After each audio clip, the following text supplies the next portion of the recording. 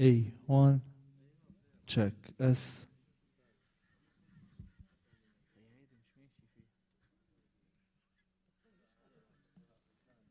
A1 S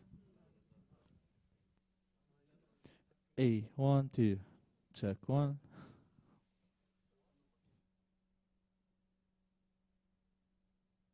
check 1 2 A1 2 check 1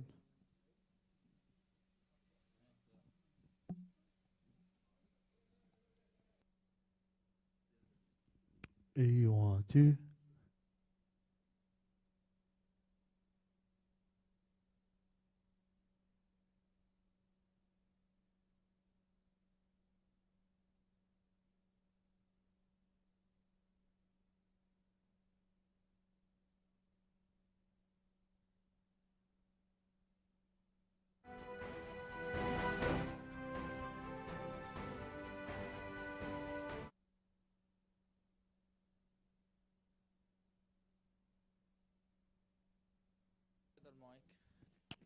اي هون راح عنا السينيال.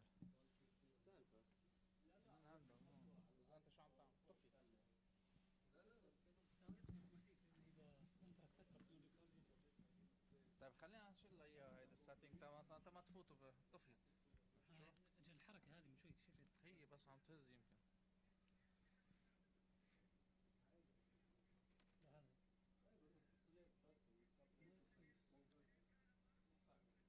اي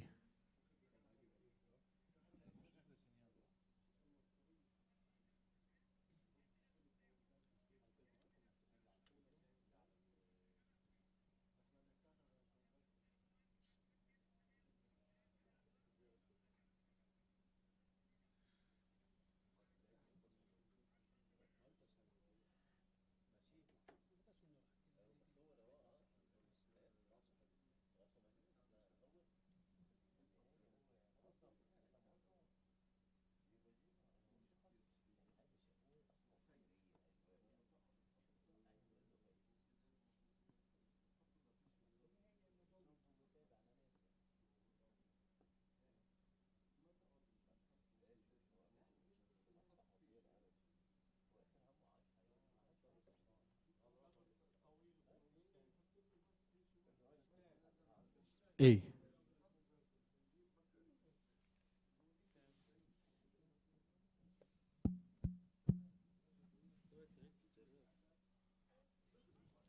ايه مش شغال الان.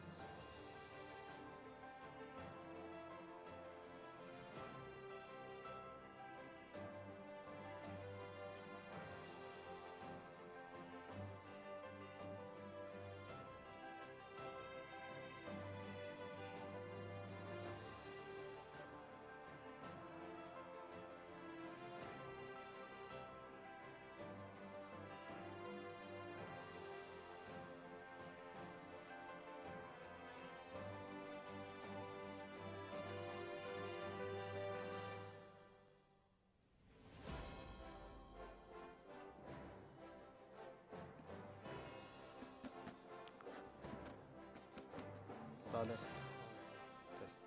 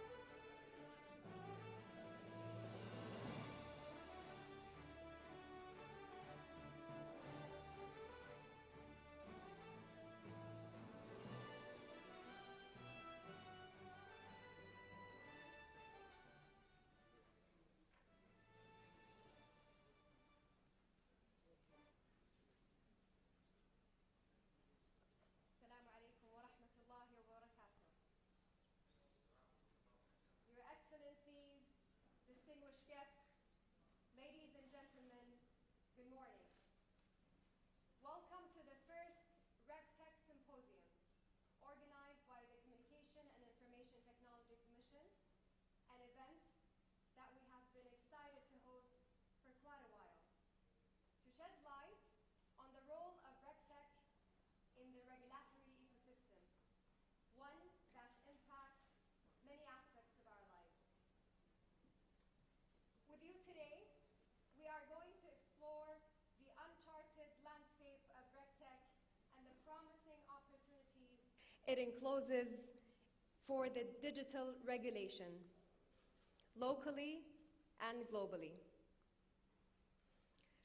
To kick off this symposium, Dr. Walid Al-Asmari, Director of the Research and Innovation Center at CITC, touches upon what RegTech is and what is their objective.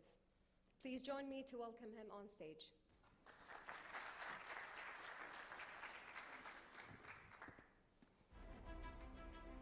pointer.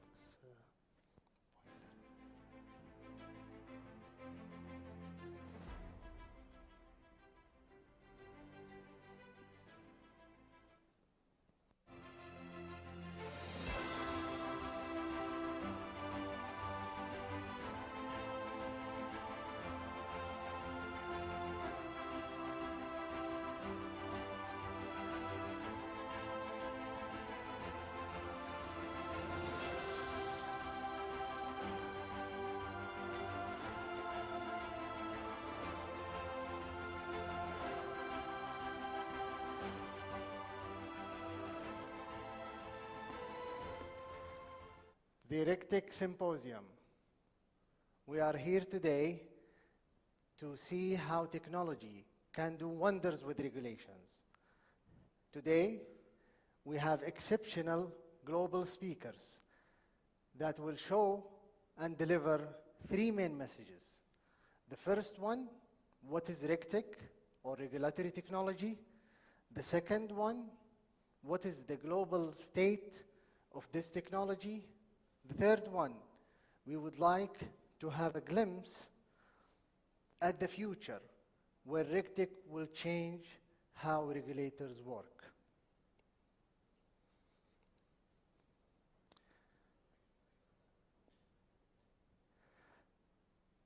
Currently, regulators and regulated entities, they interact in a way where different functionalities are executed, including governance, regulatory reporting, compliance, and so on. The current operational model is done either manually or through digitized channels. We can enhance those digitized channels, but still we have some disadvantages. This might have low initial cost per solution, but actually it has large continuous cost for operation, in-house operation, segregated and usually repetitive efforts, and limited view of what's happening in the regulated market. And guess what? Regulations never decreases. They always increases. It have been increasing in the past few years, and in 2020, it reached 67,000 publication and announcement of regulations. This is due to social, environmental, and technological changes and advantages. So we have to change our mindset and think differently. And what's the cost of that? Compliance have been increasing every year in the past few years by 16%. And for a single regulation, that is GDPR, the top 500 companies, they spend every year $8 billion. And for a single sector, that's the financial sectors, in 2020, the non-compliance cost is $214 billion. What can we do about that? One thing that we can change our operational model and change the channel that is either done manually or digitized, and have a RegTech company, a third-party solution that provides a RegTech solution. What does it help if we do that model? We have a reusable solution, can be used in different sectors and different functionalities. It have high accuracy, large view of what's happening, comprehensive intelligence, and outsourced operations. If we have many of those solutions, we create a new IT market and a new IT segment. This segment will not just contribute to the IT, it will contribute to the growth of the sector itself. And it is applicable to multiple sectors by tailoring that solution to each sector. And it's not just targeting local market. The targeted market can be global. And it utilizes advanced and emerging technologies. And those technologies, they differ for each functionality. For example, for fraud monitoring, we use AI and blockchain. For regulatory reporting, we use big data and advanced analytics. For compliance, we use robot softwares and AI. And for regulatory reporting, we use API and cloud. These are just examples of that. We have done a study, an experiment in CITC, where we executed a solution for compliance purposes using RPA and AI. And we reduced the time spent to execute that function by 70%. Is this limited to CITC? No. We have different tech that is related to each domain. We have, for example, FinTech, RegTech, MedTech, LawTech, and so on. RegTech is at the center of that. It helps each domain, and it helps its operation using the new model. And we are so lucky in CITC that we regulate most of the emerging technology, including blockchain, IoT, and so on. Let me now explain how RegTech interact with each domain. There are three parts for each XTech. There is the technology part, there is the domain part, and there is the regulation. We have these three parts. For example, we have the technology regulated by CITC, and we have each domain that have a specific regulator. Let me take you for one example. Let's take a look at FinTech. It's the financial field that's regulated by central bank and capital market authority. FinTech is between technology and finance. But this model is not just fit for FinTech, it can be for any other model, other domain. And where is RegTech positioned? RegTech is the part where we use technology to enhance regulations that serves the application itself, the domain. This is not just specific for the financial field. We can change any domain, and RegTech can be reusable to help any other domain like law, medical field, and so on. But to have that RegTech solution working properly, we need a formula. This formula has 4 components. We have to solve this puzzle to have a RegTech solution working. Otherwise, if we lose one of those components, it's very hard to make the RegTech solution work. The first one, we need a regulatory mandate with regulations. The second one, we need a mature market that is operating and have the dynamics of that market. Third one, we need digitized channel, is data to enhance. The fourth one, we use advanced and emerging technology. Let me give you an example, and our experts today will provide so many examples. In this example, we start by regulations, that is traditional, and then it is understood you can understand it as a human, but the machine doesn't understand that. We convert this one to a machine-readable code. This machine-readable code can be analyzed by an AI, a natural language processing. It can be automatically updated, it can be summarized for changes, and companies or regulated bodies can comply using this machine-readable code. In the future, we will have a reg brain for each regulator. Each regulator will be fully automated using advanced technologies. It will think with an AI. It will be transparent using distributed ledger, and the solution will be sector agnostic, can be tailored to each sector. And this is just for one sector.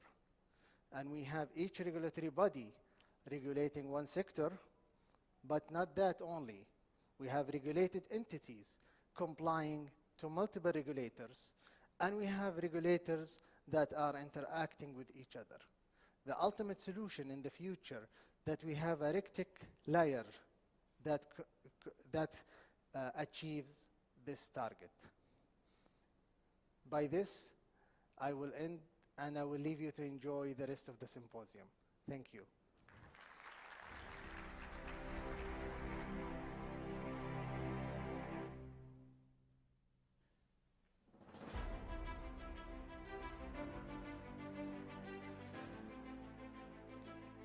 Thank you, Dr. Walid, for an interesting introduction.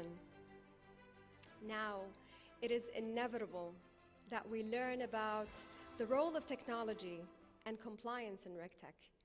And for that, I am excited to invite our first keynote speaker for the symposium, Dr. Yin Liu, the head of production at Cube Company, to give us insights on how industry is embracing emerging technologies and the importance of compliance. Please join me to welcome her on stage.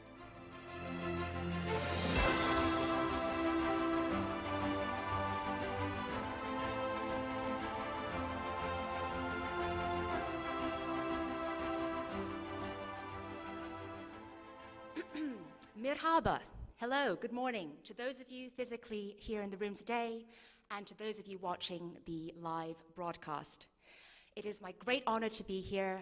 It feels incredible to be physically in the building of one of the most important regulators in Saudi Arabia and the world, the CITC. And it's especially a great pleasure and privilege to be opening this extraordinary event. Once in a lifetime, right?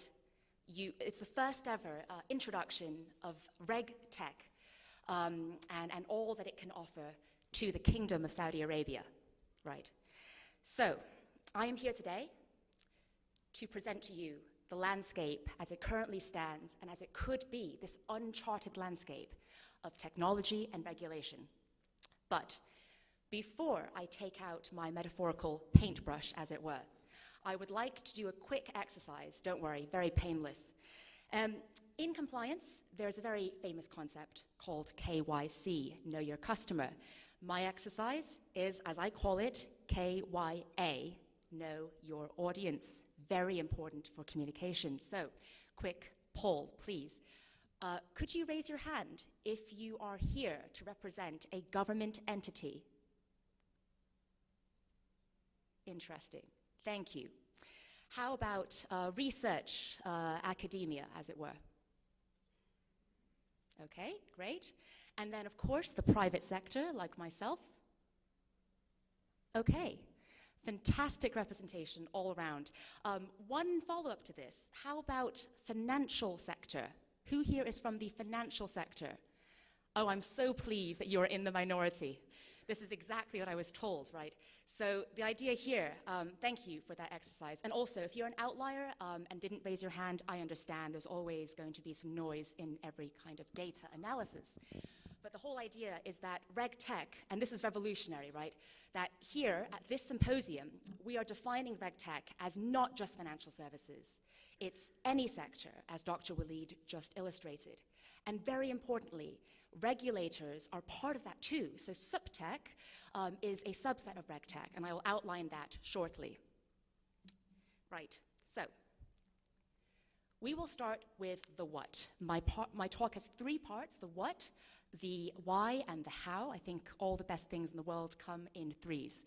And so I think it's best to begin as big as possible, right? Let's get a bit more philosophical before we get to the pragmatics, as it were. So, what is the reg in RegTech, right? What is regulation? What is the main objective? Well, regulation, as we all know, touches every aspect of our lives. It's the water that we drink, the food we eat, the clothes we wear, the very air that we breathe. And while you might strictly define it, so the OECD's definition is the imposition of rules, upon the private sector, right, for the purpose of preventing monopoly and also excessive competition. But on a deeper, more foundational level, the ultimate end game of regulation is safety and security for all. It's to minimize risk and pain, right? And that could be physical, emotional, mental, at the level of individuals and societies. I think it's very important that we keep this in the back of our minds.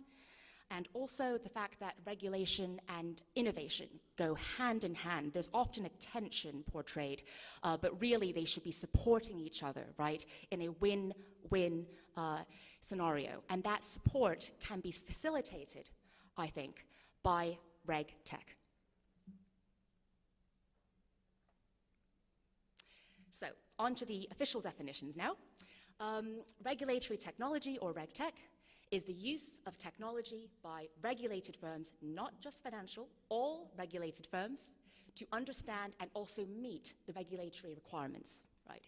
And it's increasingly AI-driven. Supervisory technology, or SupTech, is the use of very similar technology, but by different party supervisory agencies, again, to support supervision practice.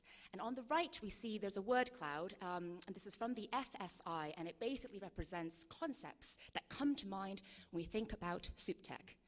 And data is, of course, at the front and center, because at the end of the day, compliance equals data plus process, and that is where the tech comes in. So what is the tech now of RegTech? So I'm going to focus on one large sub-area of technology, which is AI. And I think it is definitely worth defining certain sub-areas of AI and distinguishing these sub-areas from AI as a whole, okay? Because these terms are often conflated. So artificial intelligence, AI, is simply put, intelligence demonstrated by a machine as opposed to natural human intelligence, right? So if a machine can replicate human tasks of any kind, that is AI. And importantly, very importantly, AI includes rule-based systems, okay? Explicit programming is part of AI.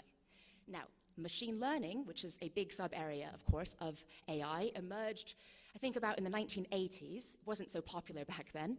But the idea here is that we're using stats, right? And it's going beyond the explicit rule-based programming. This is the exciting thing. And then we get to the next development, deep learning, which really exploded in the 2010s with the rise of cloud compute. And just to very quickly illustrate what is the difference between ML and DL, the diagram down there in the bottom right can help me here, okay? In both cases, going from input to output, which in this example is a classification, any kind of prediction. With machine learning, which is stats-driven, okay, there is some huge level of human intervention still. Feature engineering. You look at the input and you must extract only the most important features to help predict the output, okay?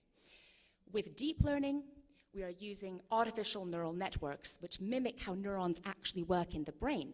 And the exciting development here is that through having these deep layers in the network, layers of neurons, we don't need to do feature extraction. That is automated too. Wow. Obviously, there is still human intervention in both cases, but just to say that that's the AI, ML, and DL distinction. Now, quickly, very quickly, there's two other elements of this complicated Venn diagram, and that's to do with data type, okay? So, natural language processing is any kind of AI, and it can be ML or DL, doesn't have to be, but it has to relate to the processing of textual data, so clearly of relevance to regulation, right? And this text data is inherently the most noisy, unstructured data imaginable. It's not numbers. You've got to get from that to numbers. Good luck with that. I'll explain more in a second. CV, computer vision, image data. There's been massive breakthroughs that have happened. I'll explain a few more of those later on as well, but that's the data type dimension, okay? And again, CV can be AI, ML, or DL. Does that all make sense? We're all on the same page. Excellent. Okay. I've left out things like robotics and speech for the interest of time and to focus on only technologies that are explicitly used in RegTech. So, to sum up, AI is not magic, not Harry Potter, okay? I would say in one sentence, it's recognizing patterns in data. That's it, patterns in data. And if you increase the volume, diversity, and representativeness of this data, you reduce bias and dramatically increase the power of what AI can achieve. Ultimately, it's prediction, but even more exciting, it's causality, cause and effect. That's like the ultimate holy grail, I would say, right, of AI. Okay, now we are ready. Definitions have been done, so what are the key RegTech use cases, kind of beyond what Dr. Walid has just explained to us, a bit more detail? I think there are 4 key areas, and this is going through the entire end-to-end reg journey. Okay, before I go into those in detail, just to say, no RegTech solution is your nirvana. There is no single panacea, okay? The RegTech solutions, they're very good. They focus on one or several use cases, okay? And you need to think about how you might bring different RegTech solutions together in the same ecosystem to solve your end-to-end regulation issues. So, going into the 4 areas or pillars, as it were. Monitoring is number 1, okay? 2 kind of sub-areas of this I'd like to highlight. The first one is you've got your regulatory inventory. These are the regulations and rules that apply to you. Oh, by the way, all 4 of these are from the perspective of the regulated. I think Olga will later on present RegTech use cases from the regulator perspective, okay? So, you have to look at your inventory and see what's changing, okay? That's number 1. Going beyond that, there is horizon scanning, and that is looking at not just the regulation, but the related content from regulators, like press releases, policy papers, consultations, to understand what's on the horizon, okay, to think a bit futuristically. Then, my favorite one, this is most difficult, interpretation. So what exactly does this regulation mean? And the 2 most important sub-areas here have to do with rules and obligations. Identify them as quickly as you can, as comprehensively as possible, and manage them. Put them into groups, into hierarchies, right? And very critically, you need to align the groups of rules with the company's internal infrastructure, policies, controls. Okay. Then, compliance. This is, I think, the biggest area. There are hundreds of companies that deal with the act of compliance itself. Once you know the rules, how do you really implement them? I can't go into detail or we'll be here for 7 days. But I will say, the top categories, as I see it, of sectors and functions that use compliance-type RegTech are the following. Very big in financial services, AML, FinCrime, okay? This has also implications for onboarding, customer identification, okay? Then we have trade surveillance, cybersecurity risk, privacy, data protection, tax, inevitably will never go away, and of course, more recently, the emergence of ESG, environmental, social governance. And then finally, this is the most painful one, I think, maybe, reporting. Again, hundreds of operators in this space alone, hundreds. And I can't go into huge detail. I will say that for the financial sector specifically, there are 5 different verticals in reg reporting alone, okay? You can begin with general kind of financial reporting, P&L statements, for example. There's also credit risk, liquidity, trades and transactions, and again, tax, right? So, one final thing, that it can also be compliance management information, usage stats, okay, that can also fit into reporting. So, in summary, highly complicated and fragmented landscape, so many use cases already covered by this, right? Very exciting. And then finally, to conclude the first section, the evolution of RegTech up until today, right? So, the term RegTech, of course, came far beyond when it was actually when it first came into being, and that was 2015. The UK Government Office for Science claims to be the first body to have coined this term. Now, there's 4 key phases. It really has been around, I think, since the 80s or 90s, right? And phase 1 was just manual. Cut, Control-C, Control-V into Microsoft Word and Excel. Gets out of date very quickly. Then we go to workflow automation, and this is where there's a centralized compliance system, allows teams to work together and automate these manual processes collaboratively. And then phase 3, the continuous monitoring of regulatory updates, as well as things like non-compliant transactions and events. This is a shift from just point-in-time, more ad hoc monitoring. And then finally, of course, today we're at phase 4, AI, but really, let's say, ML and DL, right? And that's redefining how RegTech is operating right here, right now. And it's incredibly exciting that there's 2 main trends. So one is manual to automation, and the automation is becoming extremely intelligent. However, it will never replace human judgment, just make that clear as well. Okay, right, so the second segment of my talk is the why. There's 2 rough areas of this section. The first one is, why should we be adopting RegTech? I hope it's already clear, but I can emphasize again. And then also, why not? What's preventing us from adopting RegTech in certain scenarios? And again, I like to start big, right? So the global market context. Now, as we all know, in 2008, the financial crash triggered a massive wave of reform. The entire global regulatory framework had to be rewritten, and this is why financial services is still the largest adopter of RegTech at the moment, okay? I think Walid already mentioned the same stat I have, $214 billion of fines since 2008. Yikes. However, what's really key here is that there has been rapid development of emerging technology, which has led to personal data being used in many scenarios. Hence, GDPR is an example of a non-financial specific area of regulation. And of course, environmental concerns, most recently the pandemic. And of course, there has been many previous regulations or principles around the environment. And so the idea here, at the bottom you can see, that because of these global environmental and social issues, not just about the financial markets, every single firm on the planet is going to be held accountable by regulators. It is coming, even if you're not in fintech or financial services.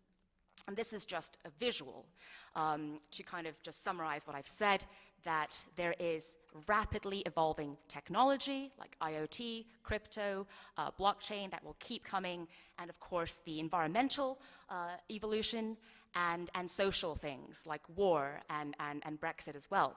And so the complexity dimension of reg change is a main motivating factor. Then we have the, of course, volume and velocity. And this is a very quick visual that showcases, kept it very simple. It's just issuing bodies in the Middle East this year, this calendar year.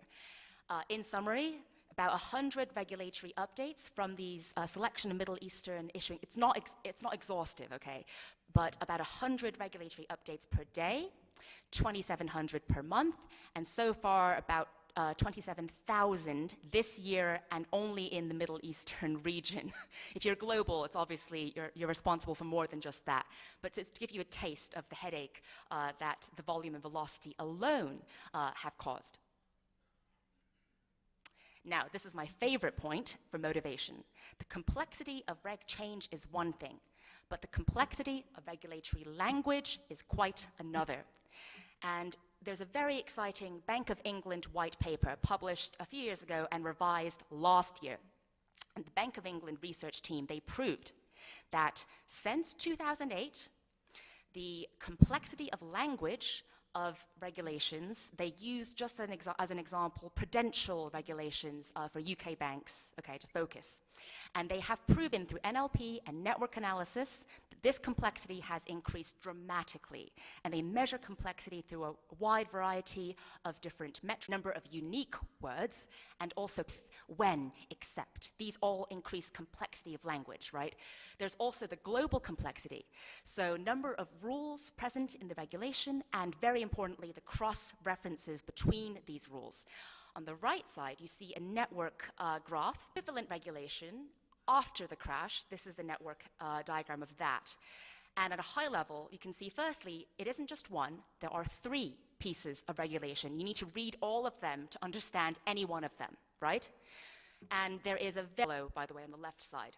I'll just end with this kind of high-level point. It's a very exciting point, actually, daunting. But if you look at the chains of the interconnected regulations and you look at the cross-references, the number of words that you need to process or read to understand a rule increased from 600, that was in 2007, to over 2 increase. Right. So I think the benefits are quite clear. I'll whiz through this one, as Walid covered it as well. On a high level, I think it's important to say, if you're making a case for RegTech in your organization, make sure you do the rhetorically effective thing of framing it as reducing negatives and also increasing positives. Both are important. Reducing negatives. What are the negatives? Well, repetitive manual processes that actually are prone to risk, mistakes, lots of mistakes, which also increases risk. So you're reducing risk, reducing manual effort, and reducing also reputational damage. But the exciting thing is the positive framing, increasing agility, revenue, and efficiency. So basically, the compliance function as we know it today will have a mindset and behavioral shift when RegTech is fully implemented at its best potential. Okay, on the right, you can see a really interesting quote from one of CUBE's reports. At the moment, the analysts in compliance are spending 90% of their time doing cleaning and admin and 10% doing analysis. Through RegTech, we can flip that ratio from admin to analysis, but the other direction, right? That's the promise anyhow. Now, why not? Why is RegTech far easier said than done even today, right? There's 4 key areas, I believe, present barriers, especially at large organizations. The first one is pretty self-explanatory. It is difficult to change behavior. Old habits die hard, as they always say, right? That's a given. Technical skills is also important. I did present to you in a high level the AI technology involved. I do think legal teams should to some degree understand what is going on, but also APIs are a huge aspect of implementing RegTech. So you need to have the right technical skills to evaluate and implement the RegTech solution. Change management, it's not just the compliance function. There are so many downstream processes and teams that are also impacted, and so having a change management program on your side can be indispensable, right? And finally, procurement. This is actually, I think, caused by compliance requirements, as it were, but it can be a very long and complicated journey to get the right procurement in place for a new vendor, which poses risk, even if it's RegTech, I'm afraid to say. Okay, how are we doing? Everyone's all right? Okay. Finally, the third part of my talk is the how. And there's actually 2 parts of this third part as well.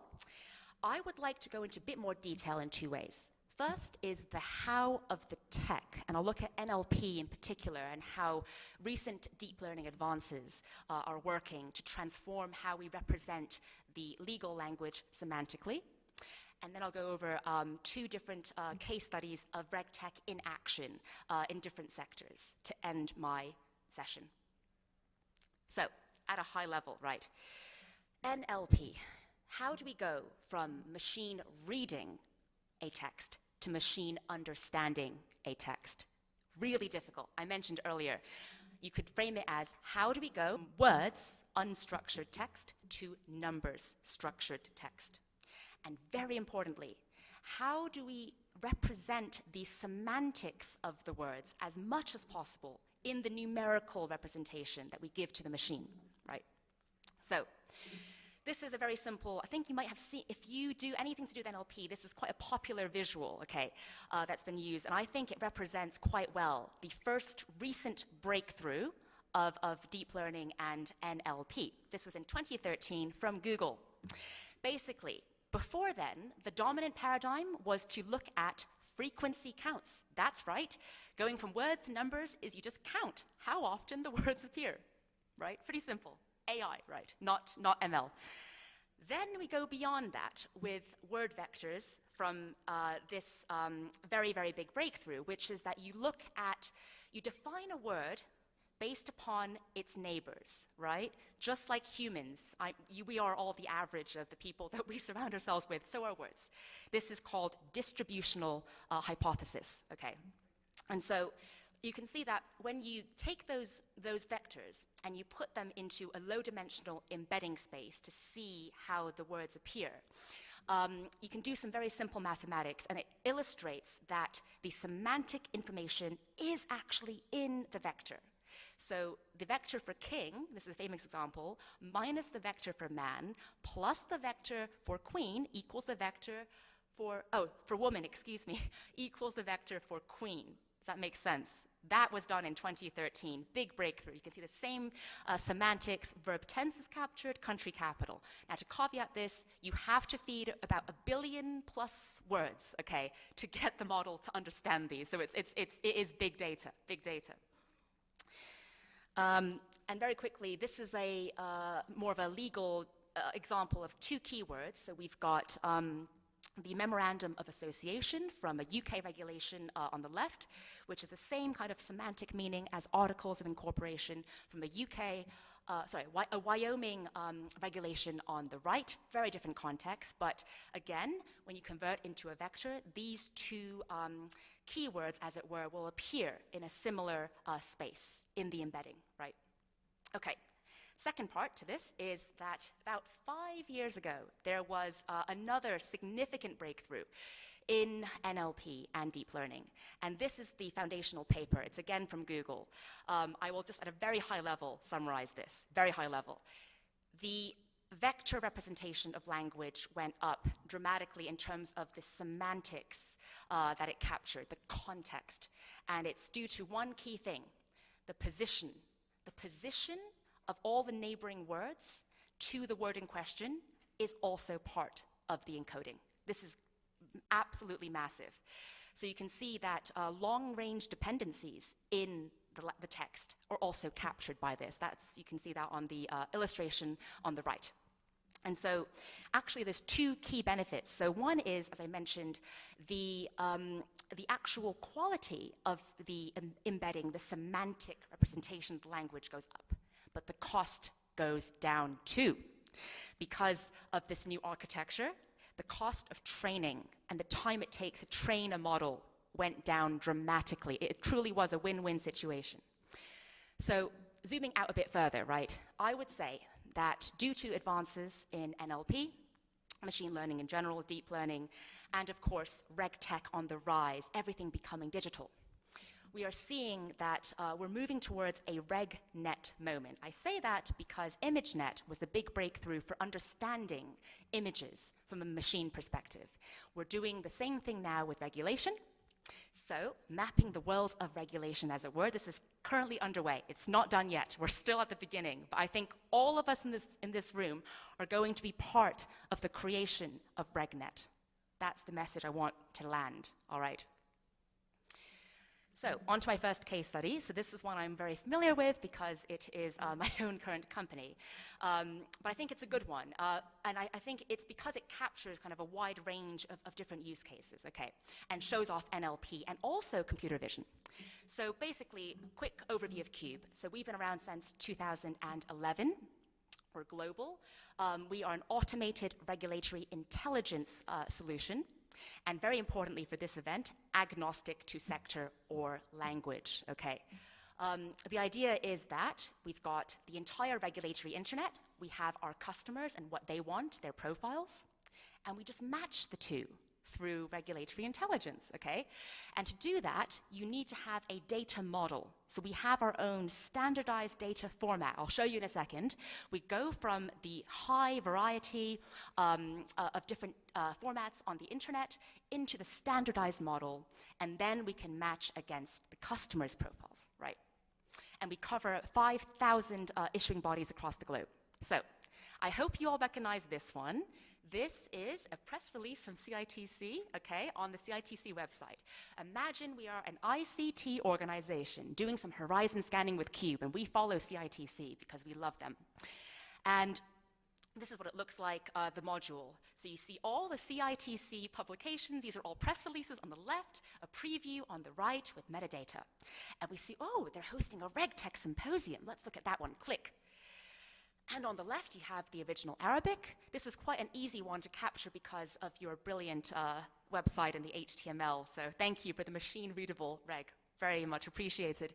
But the translation is important too. So imagine that you don't know much Arabic for some reason. I don't know why, but you don't. So you go to the translate. And we do this in real time for every single piece of content, the translation, right? So hopefully you would agree that it's not a bad English translation of the press release, especially given that Arabic to English or vice versa is one of the most difficult translation challenges today. Very, very different syntactical structures in these languages, right? Okay, second example, a bit more serious, right? This is looking at regulation that's in force. Okay, so imagine, this is the use case, you are a bank in Saudi Arabia and you must comply with anti-money laundering regulations. So SAMA is now your best friend. You need to understand, keep on top of SAMA regulation. Now, unlike CITC, SAMA does not always publish machine-readable text. So you can see here, this is an example of a PDF that we have taken from the SAMA website about anti-money laundering, but you can't just get the characters aren't there. It's an image, a picture, okay? So we have to use our computer vision capabilities, these are all very advanced, to do OCR, get those Arabic characters out, and as importantly, structural annotation. This is also CV. What do I mean by this? What is a heading? Different layers of headings. Regulations are highly complicated. Hierarchy. It's a hierarchy of content. Capture the hierarchy. And the body paragraphs and what belongs to what. So all of that ends up, this is the internal system. It's not client-facing. But to show you, we break it down. This is 4 different levels of subsections that we've captured with computer vision. And this is the end result in the user-facing side. So you can see we've got the table of contents and all the subsections as well on the left. And again, metadata on the right. And then if you open up some of these little leaves here, you can see that we've got, again, down to the 4th level of detail, and that is the Arabic text. Hopefully the OCR has worked well and it represents the original, fingers crossed, right? And similarly, English translation is also provided. Now, you might notice, why is the text in yellow? That is because, oh, the square is a bit off. This is the obligation identification that I mentioned earlier as a use case, right? So through the NLP now, what we've done is we identify, based upon the language and the semantics of it, what are the obligations in the text, and that's all highlighted. Moreover, you can see in detail in the tag section, you can see the type of obligation that we think it could be in these tags, and also more of the topical tags. So we know it's about anti-money laundering, governance, risk assessment, etc. You can see that on the right. And this is all to help the compliance team understand what the reg is about as quickly as possible. It does not replace them, though, because it might be sometimes a bit fuzzy, so the compliance team can then delete some of the extracts or change the tags if they want. But the end result here is you can group together the rules, okay, using this function here, give it a title, even give it a parent, because there's hierarchies of rules, aren't there? So that's all possible in RegTech, right? And then it goes into the workflow and beyond, and there's actions assigned. So that is the case study from Cube. Now, on to a completely different but parallel universe, which is the medical sector. Waleed mentioned medtech in his opening as well. So this is the same problem, but it is for the producers of medical devices, which pose great risk and harm, potentially. So the idea here is to help these medical device manufacturers very quickly understand, A, is their product a medical device? B, what type of device is it? C, what areas of regulation do they have to comply with? D, what standards do they have to have what standards are available to support them? And also the test houses as well, the whole end-to-end journey. This is a very early stage startup, and it's come from the University of Oxford, funded by Innovate UK, called RegMetrics. It's very exciting to see the very quick developments that have been happening, but it's a similar journey, just completely different sector. And I will end with this image, which is written by one of the, I think one of the founders of that company, right? And so what we are seeing here is a new way to digitize the rules, the legislation. And I think everybody here who is from the government side can learn from this. Basically, we're using rule-based decision trees and machine learning to visualize the rules in the regulation. Because you can, in many cases, boil it down to yes, no, a series of yes, no's, right? There's not time to explain in detail, but just to show you, this is one example of what a regulation could look like. And imagine if the regulators are already proactively trying to do this, if you have the right ML expertise in-house, yes. I think it's very exciting. Okay, so I'm gonna end with 3 key messages. Number 1, RegTech is a strategic imperative for both regulators and regulated entities. On the right, you can see a very quick image that shows, in contrast, before RegTech and after RegTech. Very simple, but hopefully effective. Secondly, compliance is a competitive advantage, not a cost center. Okay, I think right now many companies view it as such, but we need to shift the mentality, and through RegTech, especially if the latest AI is used, compliance becomes a strategic function. It completely transforms the remit of the compliance officer. I think this is the most exciting thing, actually. And you can see as well from the bottom stats that the budget is the same, but the volume and complexity of the regs has increased. The cost of the staff has increased. So basically, we're expecting firms to do more with less. Without RegTech, might not be possible. We'll see. And finally, I think it's important to go beyond even machine understanding.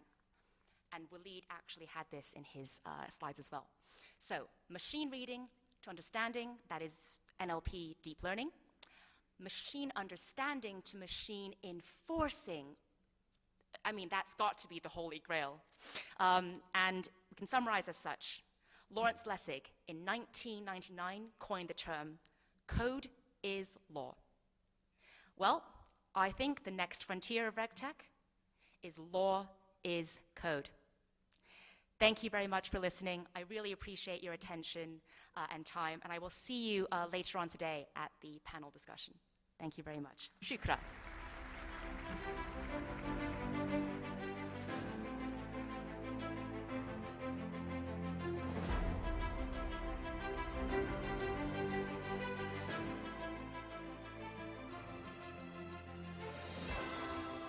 Thank you, Dr. Liu.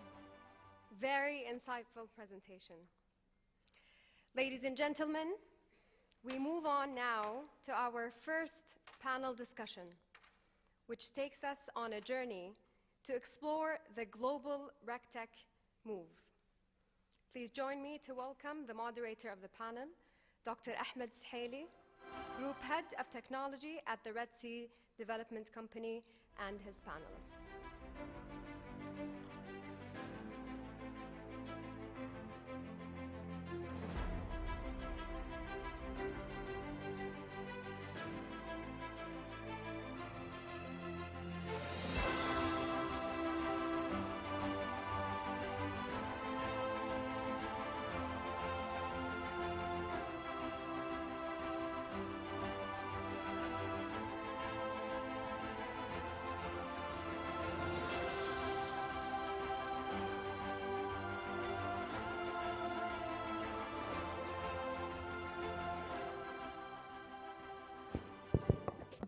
Okay, good morning everyone. Absolute pleasure to be here. My name is Ahmed El-Saheli, former CITC employee. It's good to be back home. We have a phenomenal panel right here. I'll let you introduce yourselves a little bit. But before we start, I need to get something off my chest, if that's okay. I love how broadcasting panels make them accessible to a very wide audience, but it takes away some of the fun. Like, do you remember the old days when we could go off script and we could go on tangents and I could start this panel talking about last night's games? I can't do that anymore. I mean, I could try, but this is going to come and haunt me later. So I loved how you had an interactive engagement with the audience. So I'm going to do that. Who watched one of the football games last night? Who thinks we should have a RegTech implementation for VAR? So there's potential even beyond the traditional sectors. We could take it to sports. The potential is limitless. Anyways, in all seriousness, I would love to start this by introducing our panelists, and I always like to have them introduce themselves. So Dr. Liu, I'll start with you. Pleasure. It's me again. Hello. So I am the Global Head of Product for AI at Cube. I've just introduced Cube, but to summarize, automated regulatory intelligence is the name of the game. I work very closely with our global AI teams to create the overall AI roadmap, and I oversee the design and development of use cases powered by this AI, which comprises NLP and computer vision, both. Good morning, I'm Rob Webb. I'm a Canadian, but I've lived and worked all over the world as a Chief Information and Technology Officer, and primarily in highly regulated industries for General Electric's financial services business in a number of countries, for a company called Equifax, which is a global data and credit reporting company, and then for Hilton Hotels and Etihad Aviation Group in Abu Dhabi. And I'm now an independent advisor and strategy consultant working in the region.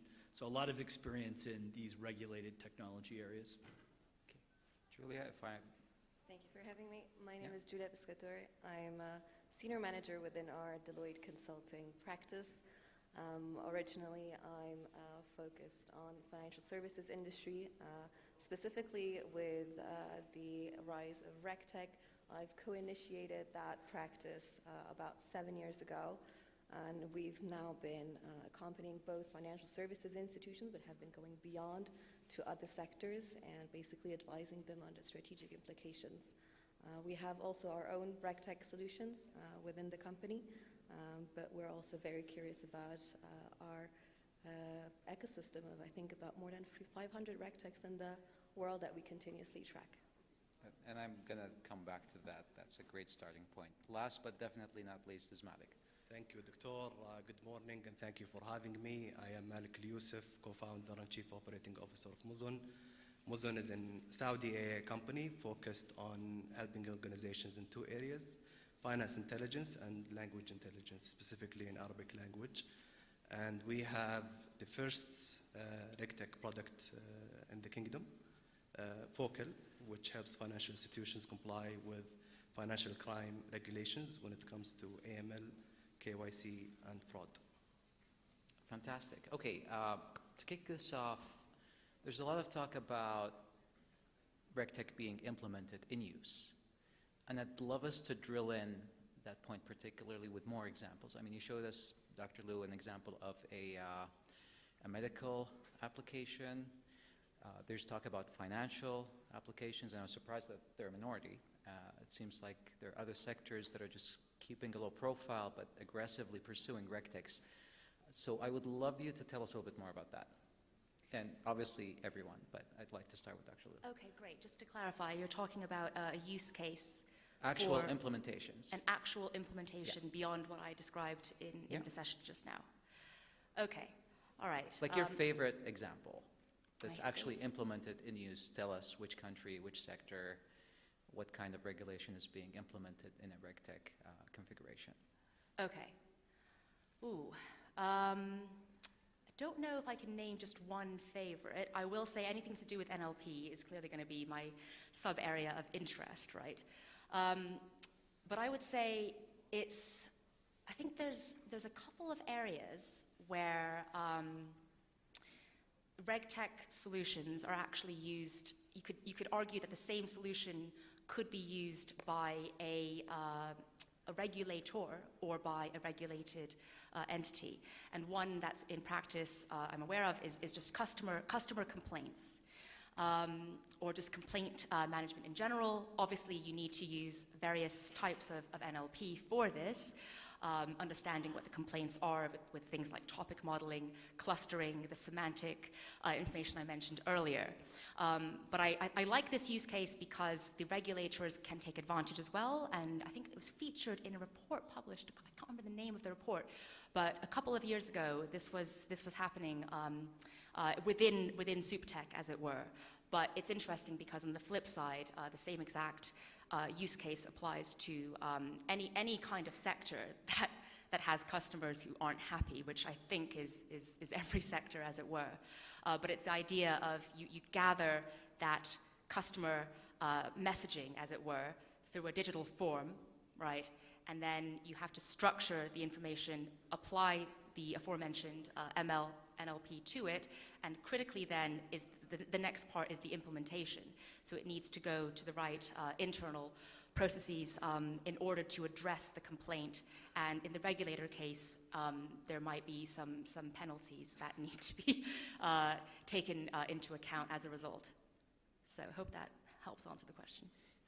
So how did using RegTech transform customer management in the example that you referenced? Okay. What was the difference? What changed? Well, the speed at which the complaint is processed. In some cases, it can be critical, like access to ICT in general, right? If that's the nature of the complaint. So that's one thing. But critically as well, it's the response. So processing is faster, but the most appropriate response can also happen through the use of this solution. And is it like a full, I'm sorry, but I really want the audience to understand because I know we have some CRM junkies in the audience. Okay. So, and in that particular implementation, is it like fully automated or is it just kind of a supporting tool for people running the CRM? I think full automation to me is actually not necessarily what we should be aiming for, right? Especially when it comes to language, and language as nuanced as a complaint, because there's always some kind of edge case that could emerge, and you don't want to have the complaint addressed unless if it's very clear, because with machine learning, there's always a confidence level, right? So you have to take that into account, and if it's below a certain confidence level, that's when the human needs to come in and actually interpret. If it's above a confidence level, because the pattern is consistent, then of course, in those cases, it can be pretty much end-to-end. You might want to do some spot checks here and there, right? But yes, so let's say automated if it fits in a typical pattern, but if it doesn't, then in that subset, you'd get a superior quality response because those who are reviewing it have saved time and energy by not reviewing the repetitive complaints, as it were. So in theory, the service should be of a higher quality. I mean, you just guided me to my second question, but I want to hear from the other panels, which is, do you see it like a step function, or is it a gradual transition? But it seems it's closer to that. But I want to hear from Robert as well, Julia and Malik. Your favorite, currently implemented, real deal, actual RegTech implementation. Well, I'll share a personal experience. And about a year ago, I purchased a home in a third country, and I had a banking transaction that was required to purchase this home. And so I was in a third country, I was purchasing this home, and they were changing the deed, but in order to change the deed, they need to verify identity. And I think this example links to the doctor's talk about kind of both the use of technology and the enabling people services. I was prompted through the sale process for a verification of identity, where I scanned in my passport details, other verifying data sources, and then it went through some scoring, algorithms in the back end, and it popped an alert, and then a live operator from a third party actually came on the line to verify my identity with follow-up questions. And I just thought this was a very sophisticated use of Know Your Customer, which had cross-border implications and privacy implications. And I was sort of apprehensive about kind of sharing my passport details in the beginning, but then when the live operator came on the call to verify the transaction, I felt really, really comfortable. That would be kind of the personal use case. Another one, which I think is much less sexy, is the use of regulatory technologies in information security and cybersecurity monitoring to ensure that all the patching and things that are required to be done are done. And I think for regulated industries in particular, given this exponential growth of cybersecurity threats, I think this is just absolute. Julia. Robert's example further, the first one especially, I think that one is a particularly interesting example because it also illustrates how you can basically go along with the digitalization and kind of foster digitalization within multiple industries. So we've heard about the real estate sector. This is typically something that is called KYC onboarding, right? In the financial sector, sort of the internet connection. So you're going to your telecommunication provider and you'd like to have an internet connection, maybe. You want to also have a mobile phone. This is also something that can be used there to verify that indeed you are who you say you are. You live where you say you live, because that's potentially where, let's say, the next generation of services, in a way, and it kind of fosters very much the digital economy. If you now look at the big picture, right, and go very far, you have this sort of anytime, anywhere approach. So you can typically open that account at any time of the day, everywhere you'd like. Potentially, if this solution also covers different countries, you might want to open an account in one country, but you're actually in another country. You can do that. No need to go to a branch that is potentially only open from morning until late afternoon, for example. So there is this, let's say, shift towards also accommodating the requirements of the new generation as well, right? Because that's what we expect, or increasingly expect, is to have the ability to basically do anything we'd like to do at any time in the day and from anywhere in the world. So it's a very interesting use case that can go very, very far. I think one of the most challenging and fascinating RegTech technologies today, in which there is a lot of challenges in, is in tackling fraud.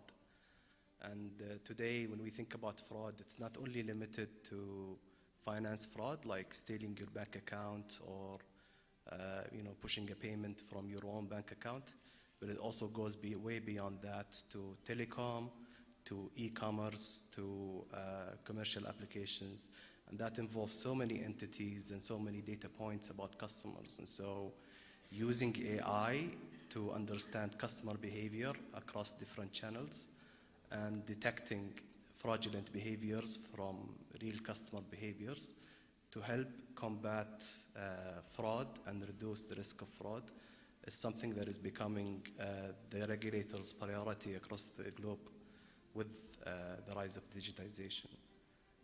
So I think fraud detection is one of the most interesting and fascinating RegTech topics that cuts across so many different sectors.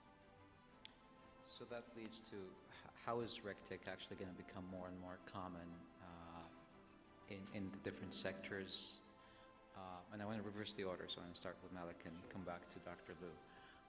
But another question, since we have members of the research community, is are we simply just leveraging technological advances here, or are there specific technology pain points that need to be resolved specifically for RegTech to really take off? So I think these two come in hand in hand, and I'd love to hear your thoughts on that. Yes, absolutely. I think when we speak about RegTech, a lot of people think about RegTech as an application for financial institutions, because financial institutions tend to be the heaviest regulated entities, and that has led to the rise of RegTechs recently. And the rise of RegTechs, if you see globally and even here in Saudi, it came like the first wave, the second wave after the rise of fintechs. So with the rise of fintechs, what happened is that a lot of fintechs started building their own layers of digitization on the cloud, but then when they needed to comply with regulators' requirements, they had to look for legacy solutions, because those were the only solutions that were available to them. And these solutions were not scalable, had a lot of issues when it comes to false positives, and were not agile enough for fintechs. And so that led to the opportunity of creating RegTechs that can enable these financial institutions and fintechs to grow. But then we see that financial institutions also have the same, requiring the same agility that fintechs have, and not finding that agility in their own infrastructure and their own legacy infrastructure. And so they also seek RegTech solutions to enable them to be more agile.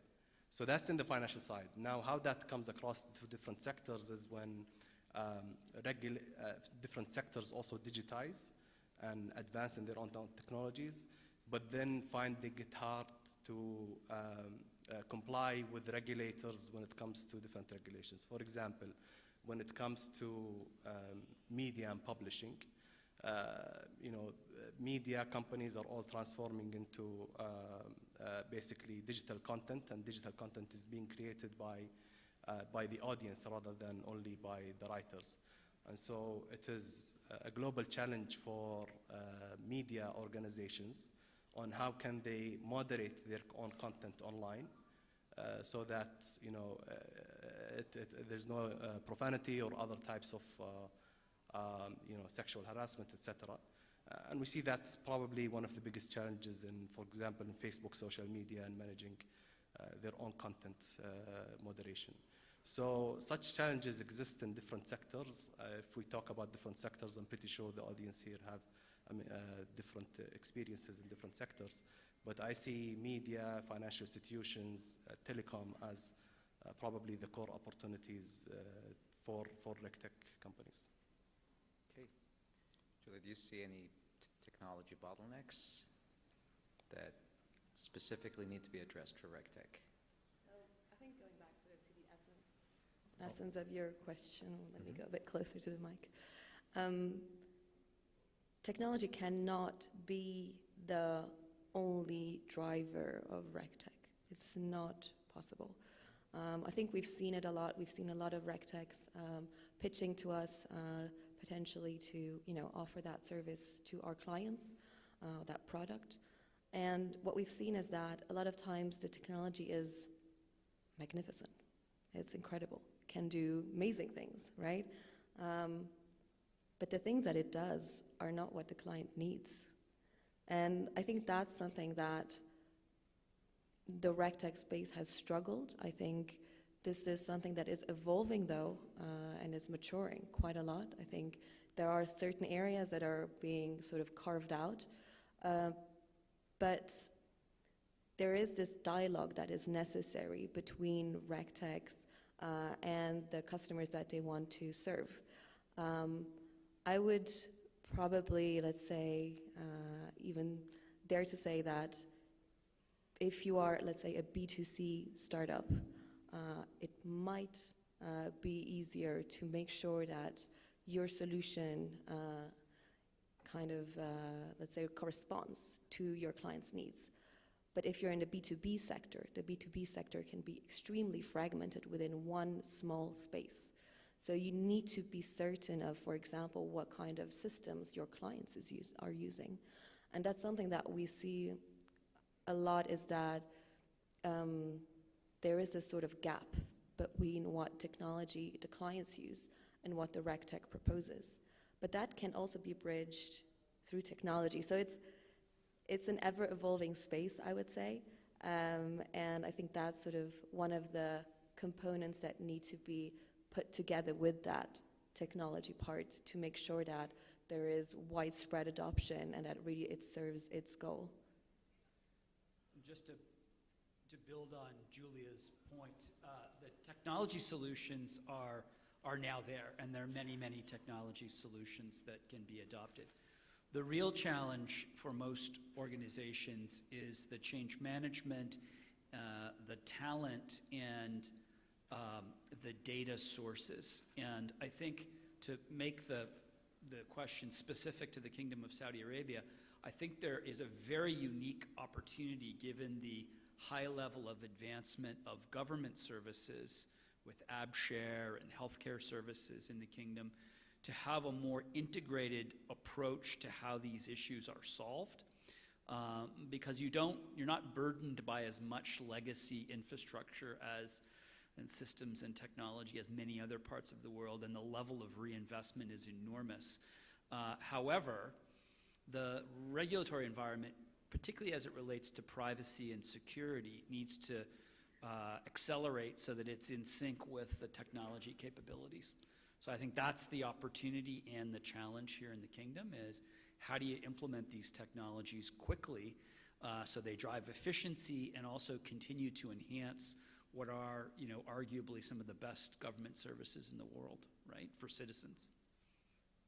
Okay, great. I think I'll build upon what my two previous colleagues have just said, which is, while, of course, AI is in my job title, I absolutely live and breathe it, I, too, am on the culture side here.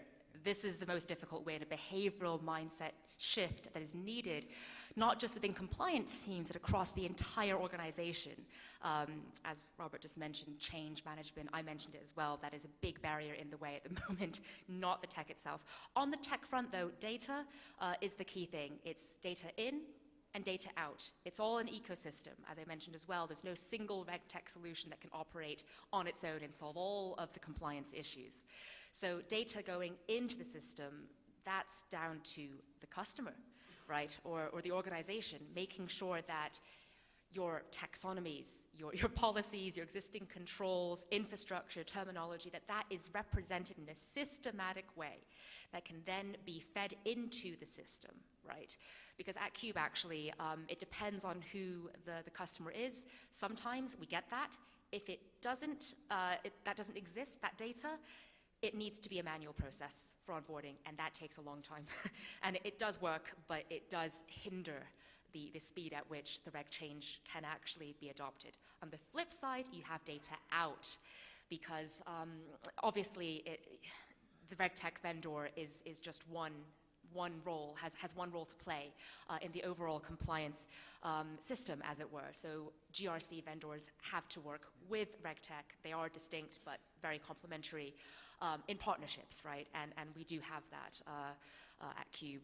So the idea here is that the data needs to be very clearly the reg data, whether it's the content, the behavior around the content, the intelligence, summarization, recommendations, whatever it might be, that needs to flow into the internal infrastructure or the GRC, whatever it might be, that needs to be determined before the deal is struck, as it were, right? So there's a lot of data components, but again, I think the behavioral point is still key. That's what excites me more than the technological, well, equally, let's say, as the technological advances.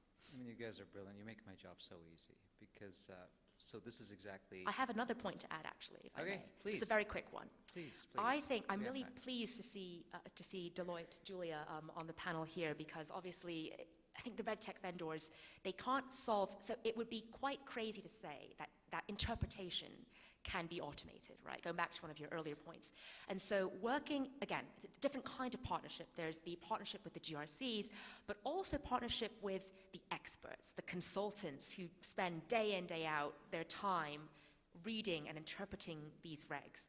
And so the idea here is that the RegTech vendor can provide, through perhaps machine learning, first, summarization is a good one, right? You can summarize the text by looking at the lexical distribution and network analysis, that the syntax and punctuation as well plays a role, repetition.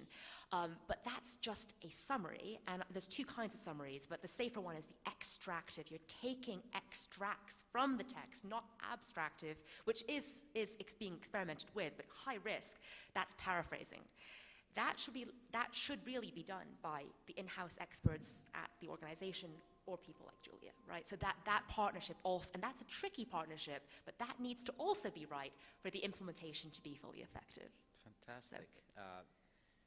So before I ask the question, any lawyers in the house? That's quite a few. Have you ever worked on drafting regulations? Yeah? Okay, because that leads me to the next point, and it's about interpretation. Sometimes certain laws, certain regulations are purposely drafted, crafted in a manner that leaves loose room for interpretation for various purposes, enabling the consideration of a broader context, sometimes just giving a regulator some leeway to, swing in one direction or another depending on a broader context. So how do you handle these kind of setups? Because I don't think a regulator wants everything to be just binary, yes, no, flowchart kind of setup. Sometimes regulators want to say, okay, I could do it this way if I wanted to, or that way if I wanted to. So how does this work? Does this play nice with RegTech? I love that question. Thank you also for indirectly critiquing that visual I showed of the rule-based decision tree. I love that. Yeah. But more seriously, we need to be more nuanced when we talk about regulation. I mean, that is such a big word, and you've given one dimension of it. Yeah. There is prescriptive, which I think is the great example of that is information assets, record keeping. You must keep this kind of information for this many years, for that period of time. Like that is a great example of the opposite of what you've just said, right? What you've just said is principles or outcome-based regulation, and that is a particularly tricky one. I think, obviously, RegTech needs to have everything. It's the comprehensiveness, so I don't think RegTech would favor or unfavor anything. It's that how then does the customer using the RegTech then as efficiently as possible interpret, right? And so a good example of this, by the way, I didn't mention it earlier because for your first question you said something that's actually in place. But I think what hasn't been said, it's a bit of an elephant in the room, is that the regulation of AI itself is becoming increasingly important, and in fact it will be a competitive advantage to showcase your compliance with AI, transparency, fairness, accountability, right? I think that was the framework set out by MAS, the Monetary Authority of Singapore, back in 2018. Very famous framework. But that is an example of an outcome-based or principles-based. What do you mean accountability? And that's internal and external. And that's if the customer, for example, wants to know how a decision was made and what data was used to make it, you need to make that available to them. That's one interpretation, but there's many. And this is where I think that horizon scanning content plays a role.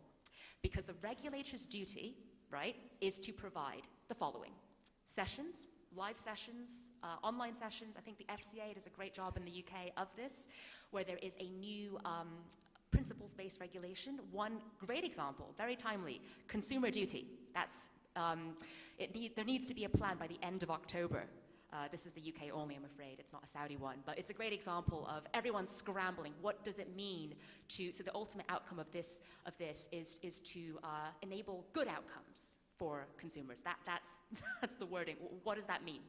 Help, right? So that's where, again, the horizon scanning content would include things like sessions with a wide variety of people in the sector to kind of discuss examples, right? So that's one type.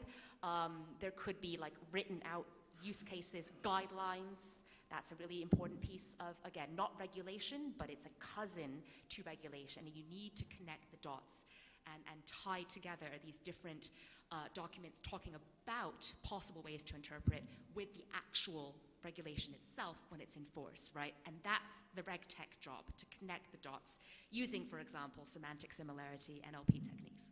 Does that help? It does. And I'd love kind of to a lot of hear, detail, sorry. Robert, Julia. I would be very careful in not overcomplicating this, because the reality is that there are thousands of new regulations that are coming down upon organizations and lots of new technologies. And you really need to take a crawl, walk, run approach and do the right thing. And I think that means being comfortable stepping into the gray zone, because some things are very clear. They're black and white, do this, don't do that. But other things like the cloud, use of personal information, some of these kinds of things requires discussion between industry and the regulators through a constructive process to actually help to shape the regulation. And I think, again, that here in the kingdom is a wonderful opportunity. You've got SEDAIA, which is very thoughtful. You've got CITC, all of the financial services regulators, rapidly emerging new technologies. So just navigating that together to say, what's the right thing to do for the kingdom, and then look at the examples from different parts of the world, because China does it quite differently than the United States, right? Canada and the UK are different. And if you have at the forefront the principle of doing the right thing for citizens in terms of safety and security and protection, then then I think you're heading in the right direction. I think that's the kind of dialogue that I would encourage exists if you're gonna get this right. I would be very, very mindful not to believe in some silver bullet, like some particular solution or some particular consultant or some particular technology is going to solve all of this. It's a step-by-step transitional approach, not a piece of software that you buy. Okay. Yeah. Julia? I think what I can add to that, and I think we've said it before, right? RegTech cannot be sort of the solve-all sort of solution for everything, right? We cannot rely on RegTech to take care of also so many things, right? And companies are actually, when it comes to ambiguous regulations or regulations that provide some leeway of interpretation, they already themselves oftentimes define their risk appetite according to their own policies. So they issue policies and procedures themselves to actually handle that ambiguity. And sometimes that also happens with RegTechs as well, is that then there is this dialogue not only in sort of defining that regulation, but once it is defined, once those policies are implemented, there's also this sort of conversation that needs to happen conversation in a technical term as well, between the RegTech and what the company defines as its policies and procedures. So there is responsibility, I would say, to a lot of different actors to make sure that regulation is defined in a manner that is, conducive to its goals. But there's also a big role to play by companies themselves, and obviously RegTech in connecting all of it. Yeah, I'm building upon what my colleagues said here. I think that's where RegTech solutions come into play, as the agility of the solutions. Naturally, RegTech solutions are API-based platforms, and if you're able to build your own workflows on the RegTech solutions, then you can have an agile solution that fits, that your in-house experts or your consultant can use to build their own risk workflow. For example, when it comes to risk rating, every company will have its own framework on risk rating, but then how can you have a RegTech solution that enables you as a customer or as a consultant to build your own risk workflow without having to rely on a software vendor to do that for you? Just to add on to this point, that like this is another huge opportunity in the kingdom because you have software as a service that are provided by the government. As regulation becomes more code, then you could almost imagine certain solutions being available that were software as a service for different agencies or companies, you know. So you use that standard solution so that you're compliant potentially. Can I just say, and then once that solution is in place in the Kingdom of Saudi Arabia, other jurisdictions around the world will be looking at Saudi Arabia as the case study. Well, I think that's part of the reason why we're here. So another problem with this whole online affair is that questions are asked through an iPad, so we can't even give the death stare to the people who ask questions, or even thumbs up if they're good questions. Boy, do I have a good question for you guys from the audience. Well, you could argue it's related. Content moderation. It's the ultimate test for our systems. If we can pull that off, then I can trust that system to regulate everything and deal with it. This goes back to my PhD, actually. My DPhil, sorry, it was at the Oxford Internet Institute, all about content. I was looking at 26 million Brexit tweets I gathered from the Twitter API, trying to understand the rhetorical strategies, trying to identify bot activity as well. It was okay in some cases, other cases failed. So it's just, I know from firsthand experience, this is an impossible task to ever fully automate. Why? It's a moving target. If you look at words, it's based on words. Fraud, but not AML type fraud, but fraud in terms of I want to steal your identity so I can log into your bank and take all your money kind of thing. Or fake news, I hate that word, but I have to use it in quotes. The issue with all of this is that as soon as you have any kind of, let's say, supervised deep learning model, state of the art, yeah, that can identify, I don't know, things like hate speech, right? It's going to evolve. It's going to evolve. And that's the nature of language, because once the patterns emerge, the nature of language as a social construct is to change. And therefore, from a high level, there is absolutely no way any technology can fully solve the content moderation problem. Now, that being said, not being deliberately controversial, I'm just speaking from my experience working with this, but I do think there's a middle ground here, right? It's all about the filtering. And there are ways to, we see this in place in all the communication technology platforms out there. In fact, actually, a personal story.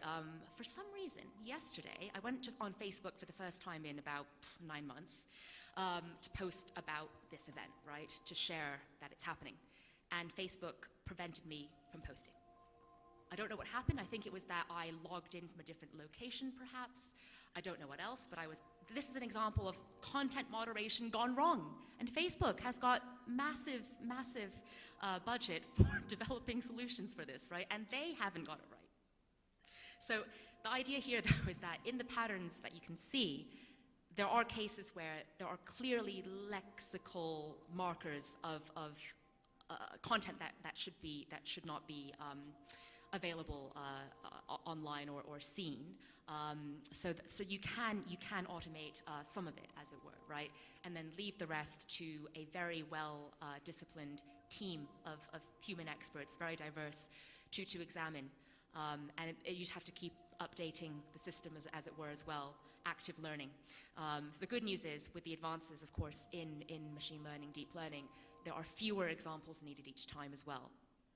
Few-shot learning. So there is also that, but I think ultimately it's that cat and mouse game, as it were. But this is actually, from my personal perspective, the most important area of regulation now and in the near future. We've seen people dying because of it, right? So it's a massive area. So privileged to be at CITC discussing this.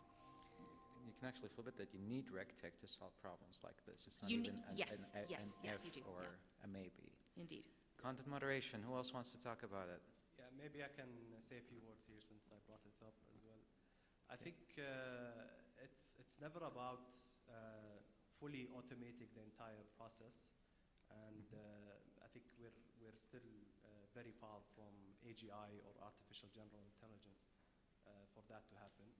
The opportunity here is how can we leverage NLP to filter, with a human in the loop, to filter and automate some of the manual tasks that are being performed, so that the human analysts can focus more on doing the high quality level of work in understanding text, and also using few shots learning, large language models that enables human analysts without having an NLP expert or an NLP data scientist to train their own new cases, to classify new text according to a new language that emerges. So I think that's going to be a hot topic in the next period. Anyone else, or should we move on? Okay. Calling once. I believe in an open society where Okay. there's a danger in allowing some of these platforms like Twitter to amplify hate speech or something like that, and but everybody needs to feel like they have a voice, right? And how much regulation should go into controlling that? I'm not sure. That's maybe one of those societal dialogues. Ooh, people disagreeing. I love it. I don't disagree. I have a point that I really want to make. Okay. You disappointed me. So, well, it is disagreeing. It's disagreeing with the fact that content is the problem. So while I have said what I've just said, that obviously there's a wide range of different types of toxic content online that shouldn't be there, right? The problem to me is not the content itself, it's the design. What I mean by that is the interface, the user journey through communication technology platforms, right? That is not being regulated. And as a rhetorician, this is a fact, the rhetoric of design is far more powerful than the rhetoric of content. Design dictates what content you see, when, how often, how large, how small, what color, what size. We need to think about a principled framework for the regulation of design in these online platforms. This is, to me, one of the most important ways to tackle the ill-framed content moderation topic. I think we should frame it as design moderation. I had a really great chat with some cybersecurity people a few years ago about this. I had the first idea for this a few years ago. It's kind of come back as a thread, but I really firmly believe in this. It's not the content, it's how we're perceiving it. This whole endless feed, that's nonsense. I mean, we could do a week-long conference on this. We could, exactly. So because we barely have enough time, and I want to go through some of this good stuff real quick. Let's do what I call one-word answers for quick questions. How many years till RegTech rose to prominence? Estimates. One-word answers. Can you repeat the question? How many years do you think it's going to take for RegTech to become like mainstream or? Exactly. Just an estimate. No one's going to coach you. Globally, any sector? That's more than one word. Taking assumptions. 8. 10. 3. Yeah. Coming closer. Okay. A country you think will be a reference in RegTech 5 years from now? Clearly Saudi Arabia. Okay. Like, basically, I think it's who should we keep an eye on and follow over the next few years when it comes to RegTech. Name a country for us to follow when it comes to RegTech over the next few years. I still think Saudi Arabia is a great example because of things that Robert said as well. Okay. But yes. One-word answers, people, please. Okay, another country other than Saudi. You can't say the same answer. China? Okay. That's a very interesting one. I'd say United Kingdom. Very interesting as well. Malik? Yeah, China. Okay. So the one thing a regulator should be most careful about when starting to implement RegTech. So the regulator. Yeah, a regulator wants to do RegTech. What's the one thing you would advise them to be most careful about as they embark on this journey? Is this also one word or? Yes. Data. Okay.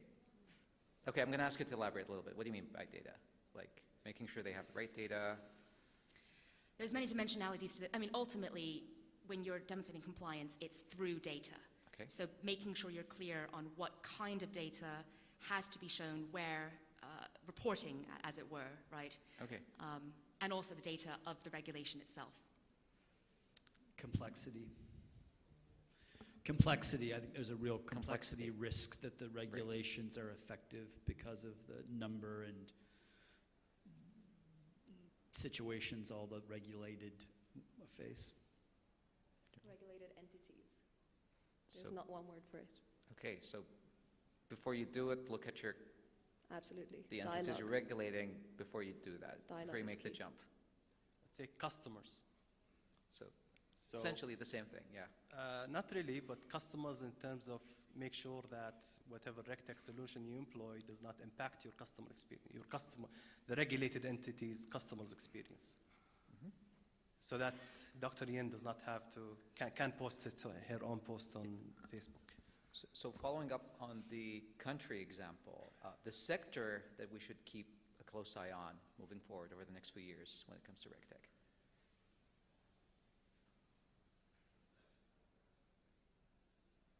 It would have to be e-communication.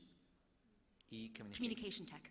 Communication tech. So CITC and its ecosystem, essentially. The kinds of firms that, yeah, CITC would be Okay. responsible for overseeing. Say media and telecom in general. Media. Back to content moderation. I would say financial sector to see where an already relatively mature market is heading.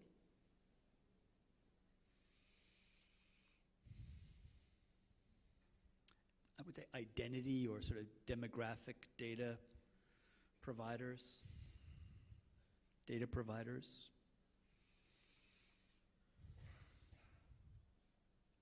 Should I start a RegTech solution development company? I think it's like the questions about the middle entities that, okay, I can help regulators, I can help customers. Do you see a market for that? Do you see that growing as a business? Yes, no. Is that something to invest in? Would you put money investing in a company like that? As in a company that would help other companies become RegTechs. Okay. Somewhat. Okay. Somewhat. It's a very difficult one to answer. I It's would certainly a new category. It's a new category. I would invest in the systems integration side of that Okay. because there are lots of solutions, but actually implementing them effectively in organizations would be where the demand will grow. And would that differ from traditional system integration? It could, it might. I think there's a national element to it as well, like a Saudi specific. You know, the regulations are generally country specific. Oh wow, people are following up with questions.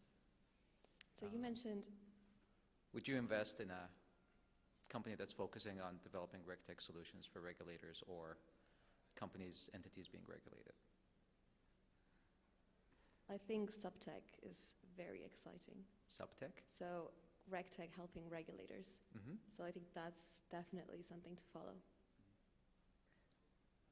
Technically invested in a company that develops RegTech solutions, but I think yes, if that RegTech solution helps the regulated entities comply with regulators' requirements, while at the same time being agile, scalable, and does not hinder customer experience. Okay, our time is up, but I have to take this last question. So Saudi was mentioned as a potential leader in RegTech in the future. What's the one thing you think it should do to achieve that leadership? Okay. One word. One word. Are you? That's impossible. Okay, make it quick because we're out of time. Okay. Regulators, regulated, working together via RegTech and redefining how the regulations are written in the first place. Okay. Continued acceleration of talent investment in the people of the kingdom. Okay, so talent development. Fostering the ecosystem. Can you elaborate just a little bit? So RegTech can only, or the sector can only achieve its full potential if there's a lot of different elements that all play together. So have the regulator, you have the regulated entities at the core with RegTech, right? But then you also have incubators, accelerators, funding schemes, associations. So you have to make sure you have a full ecosystem for this to work. Absolutely. Malik. Yeah, it's also to build on top of that, I think, like with the availability of the sandbox programs at different regulated entities, Okay. those can also be available for RegTechs to help them introduce new innovations that can help regulated entities or regulators comply with the regulations. Okay, thank you very much. Sorry, 2 minutes over time, but I enjoyed every minute. I hope you enjoyed it as much as we do. Please join me in thanking our phenomenal panel. This was awesome. Thank you very much.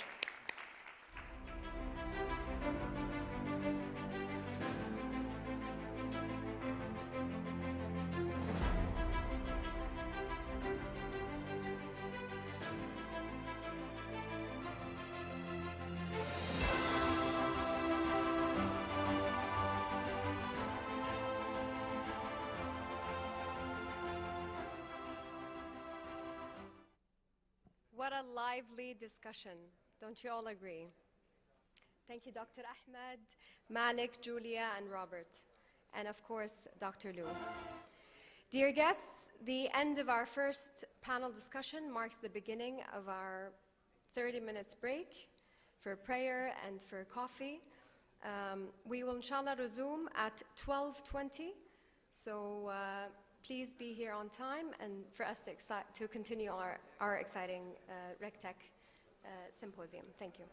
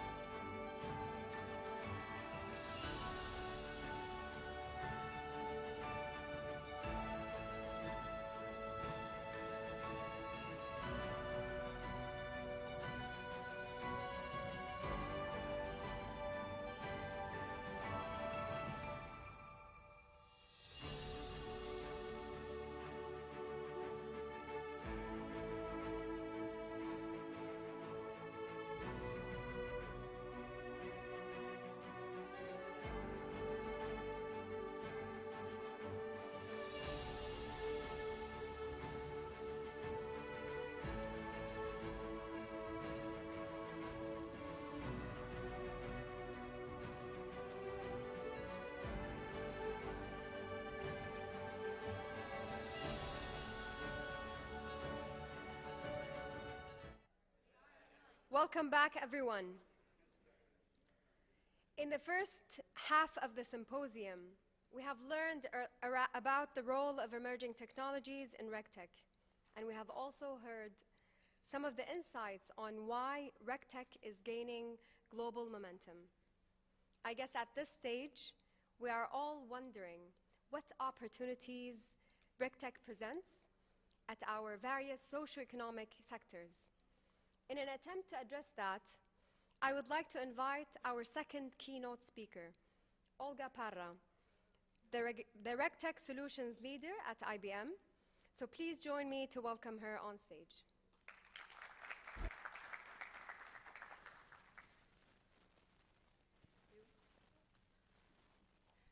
First of all, thank you so much, CITC and Mr. Mohammed Al-Tamimi, for this invite. I really feel honored, humbly honored with this invitation. And the topic that I'm going to cover is RegTech opportunities in all sectors. And I want to start this with a little bit of journey and where are we coming from and what are the challenges that we have, and after that, let's look at the opportunities. I'm going to look at opportunities from both regulated and regulators' perspective. Now, I'm going to say that risk and compliance is as old as human history. So in the hunting times, if we didn't assess the proper risk, we may end up paying with our life and being devoured by an animal, right? To today, modern economies, where we see that regulation is being used by governments to be able to not just bring market efficiencies, but also drive accountability from all the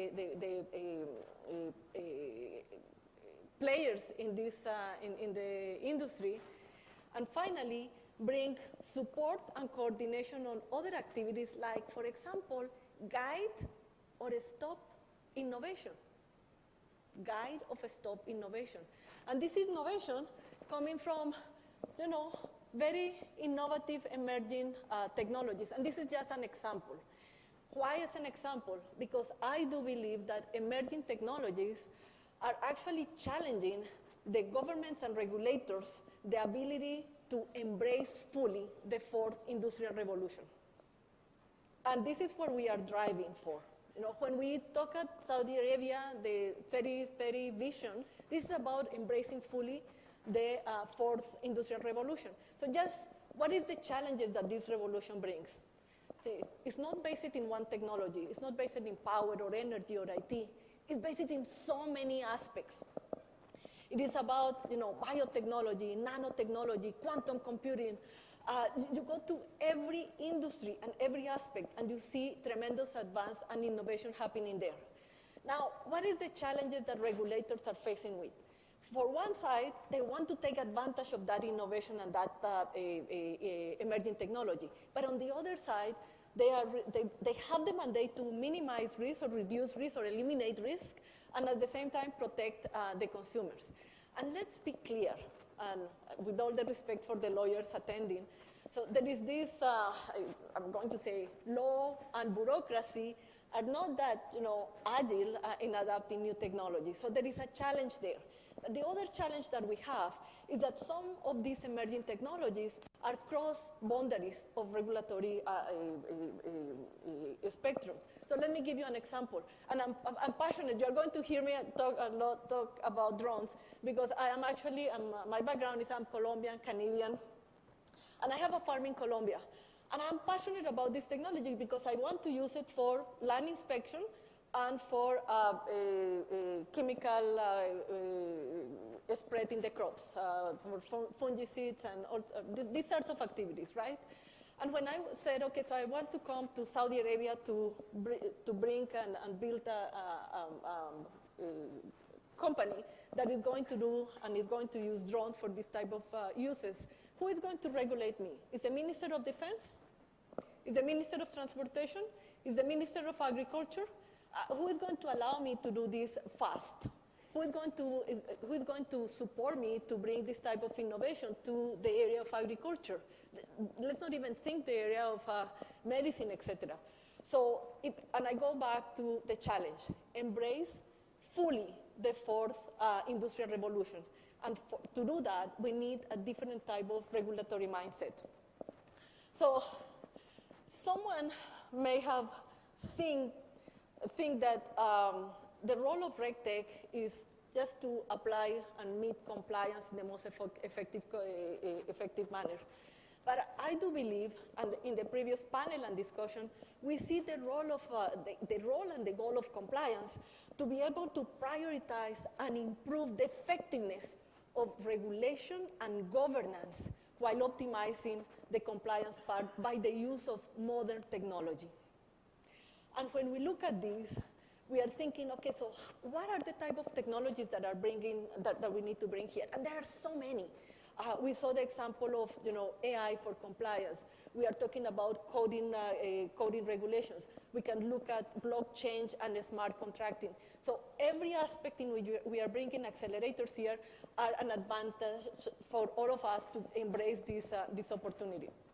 And lessons learned that came from all the recent and continuous evolving exposure that we have, but particularly the COVID part, is that it gives us the lesson of what regulators and regulated bodies need to do.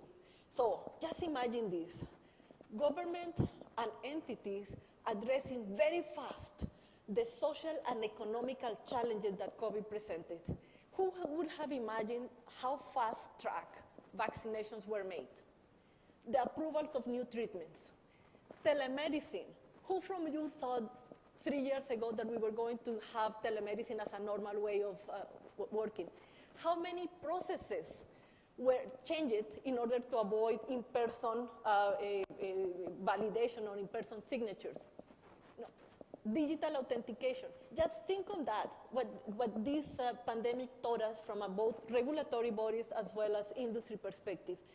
And if you look at these are the type of mindsets and regulatory approaches that we need to start implementing if we really want to embrace the tremendous challenges that are coming.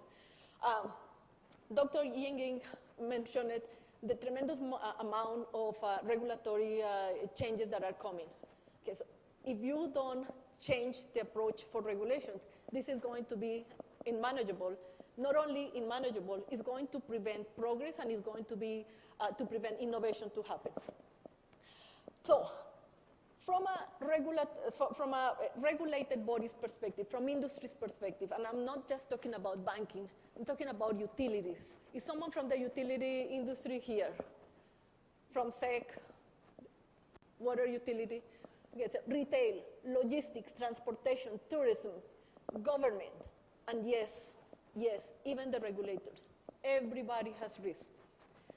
Everybody. And what is the risk that I'm talking about? It could be operational risk, it could be vendor risk, it could be cybersecurity risks, it could be data privacy risks. And when we look at this in context, even as a regulator, I could start experimenting with myself to be able to address all of these different risks that I have inside my organization. So don't assume that it's the others that need to manage. I myself had to do it.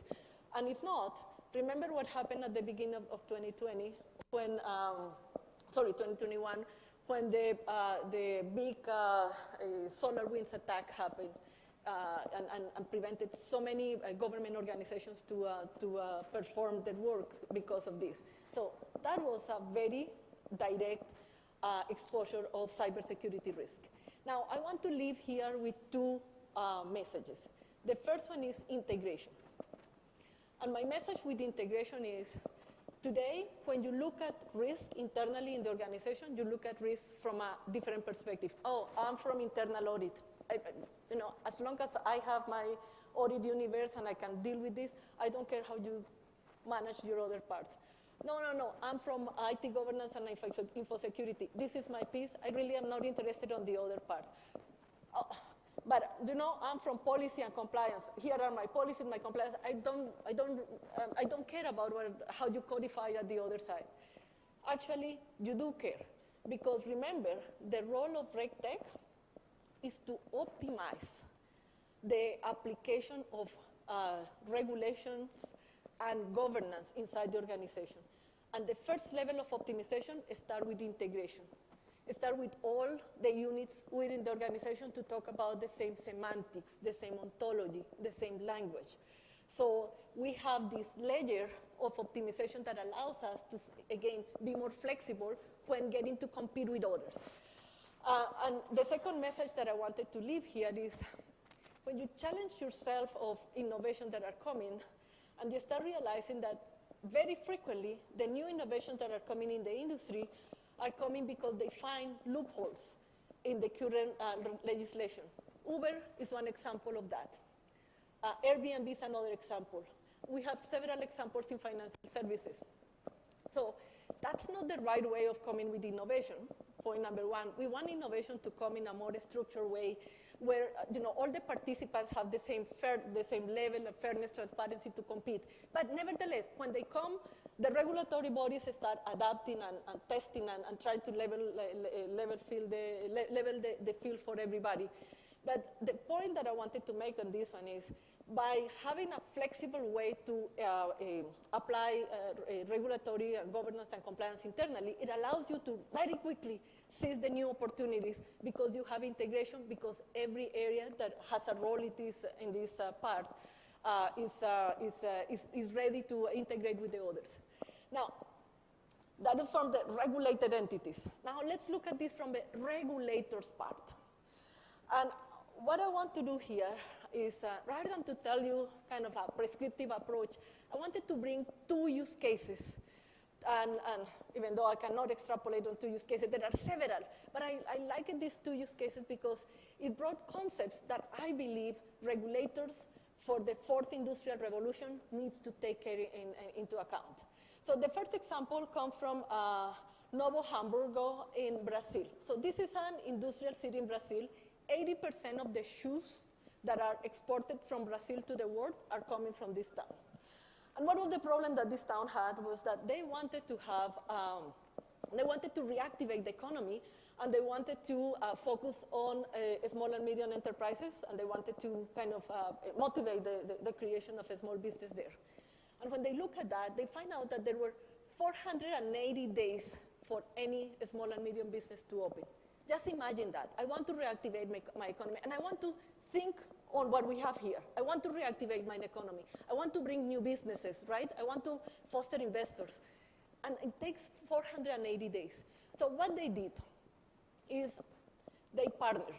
They partner with governments at different levels, the provincial, the federal, the municipal. They also partnered with industry. They partnered with focal groups, and they partnered internally with the employees. What was the major challenge? And it was also mentioned during the panel. It was culture. Having and changed the mindset of we are going now to trust the decision-making process of a machine versus the traditional manual process that we had. But look at what were the benefits. 70% of the activities of opening a new business were able to reduce it to 1 hour. 70%, and the remaining 30% is done in less than 3 months in average. So that's looking back. Now, what are the insights that I wanted to share with the regulators here? First, trust. Trust on the participants. Trust that they are doing the right thing, right? Technology adoption, and that comes with culture. And the last one, it was focus. Focus on one particular area. They were not trying to boil the ocean and fix it for everybody. They look at a particular use case that was critical and they fix it for them. So it's important for that. And this goes to agile governance. Now, the second example that I wanted to mention is the case. It comes from financial services, and it's easy to talk about financial services because it's so heavily regulated that examples are everywhere, right? So the problem here is the financial industry lacks of common data standards for regulatory reporting. So, and this was in Europe. So central bank says, here is the way in which I want you to report. Here are the things that I want you to report. And the banks reported in a particular way, the ones that they believe they are approving, but there was no common language, common metadata to define their common descriptions, common definitions. And this was funded by the European Commission of Finance and Research, Finance and Research Development here. Now, what are the challenges that they have? First of all, and I want also to bring this to your attention, this is, in order to do this, you need to have financial regulation expertise, you need to have data management expertise, risk management expertise, financial markets expertise, coding expertise. So this is not about just technical. This is about industry expertise. And this is what the power of this type of capabilities. Now, what was the impact of what they did? So basically, they have simplified the process of, and they created this ontology, and they did it in open source, by the way. They simplified the process of submission, analysis, and reporting.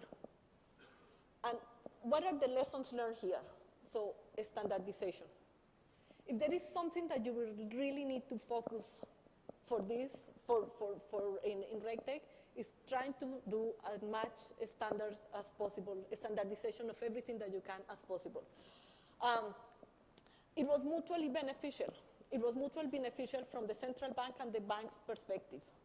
And the last one is open source. And I don't want to mention just open source from a technology perspective, but from a collaboration perspective between the parties. So right now, whomever is a fintech, new entrants in the financial services there can participate into and take advantage of this framework being created. Now, more examples like this happen, and I just want to kind of summarize what are common success factors that we have observed over and over from a regulator's perspective here. The first thing is engagement. We hear that during the panel, engagement. What does engagement mean? For this embracing of new technologies, innovation, emerging technologies, there needs to be collaboration between regulators and regulated parties. There needs to be a conversation there, and it has to be in a mutual, and I'm going to say capitalism, value-driven approach. So it is set to succeed in both sides. The second part is the design. And when we look at the design, I want to bring your attention to two aspects on the design. In both examples that I bring, and in any other example of success that you see in this space, there was a radical focus on end user. In the first example, it was about focus on small business. The second example was focusing to the reporting for the regulators and the banks. No, there is nothing, again, this is not we are going to fix all the data constraints in the banking system. It's not about that. Speak the use case and be very focal and very passionate about that pace. And the other part is experimentation. See, that's a key message that I also wanted to share with you. It's about evolving from this set and forget type of regulatory experience that we had before, and now it's about let's design and experiment and learn, because we don't know where the technologies are going. And the final point here is about applications. And here we are talking about the partnership between humans and technology, right? Is how to apply the insights and experience from humans to the very prescriptive recommendations from technology. And here we talk about all sorts of applications, including natural language processing and all sorts of recommendations. But these three success factors, we believe the regulators need to have in mind here. Now, there is a particular RegTech roadmap from, and I keep with the message of regulate and forget, moving from that to adapt and learn. And this is specifically for embracing new technologies and new opportunities in the market. So the roadmap, select your use case. Select what is the entry point. Is it going to be the data, the regulator aspect? Is it going to be the end user aspect? Is it going to be the technology aspect? But select that and start exploring what are the opportunities areas in that particular aspect that you have selected. Choose the technology solution. Experiment. And I like this example because SAMA, for example, with the sandbox for fintechs that you have created, you have provided this very safe space for fintechs and innovators in business models and products to come and try and test if that business model of that product is valid, and then take it to the real world or kill it, right? So this is a fantastic example of experimentation, because not all these experiments will fructify. And prioritize. This is about cost, it's about effort, it's about priority from the government, from the business. What is the important part here? But please have a clear prioritization part. Now let's go to the opportunities with all of this frame here. So I'm going to start with what is hot in the research space these days. And this was mentioned already. So the first one is environmental, social governance. Very hot aspect. What are the challenges there? How are we going to do the data collection here? Because on this one, it's not about the tick box. It affects all of us from an individual and family basis, right? The planet needs us. So don't look at this as I do my checkbox and I get the investors out of my neck.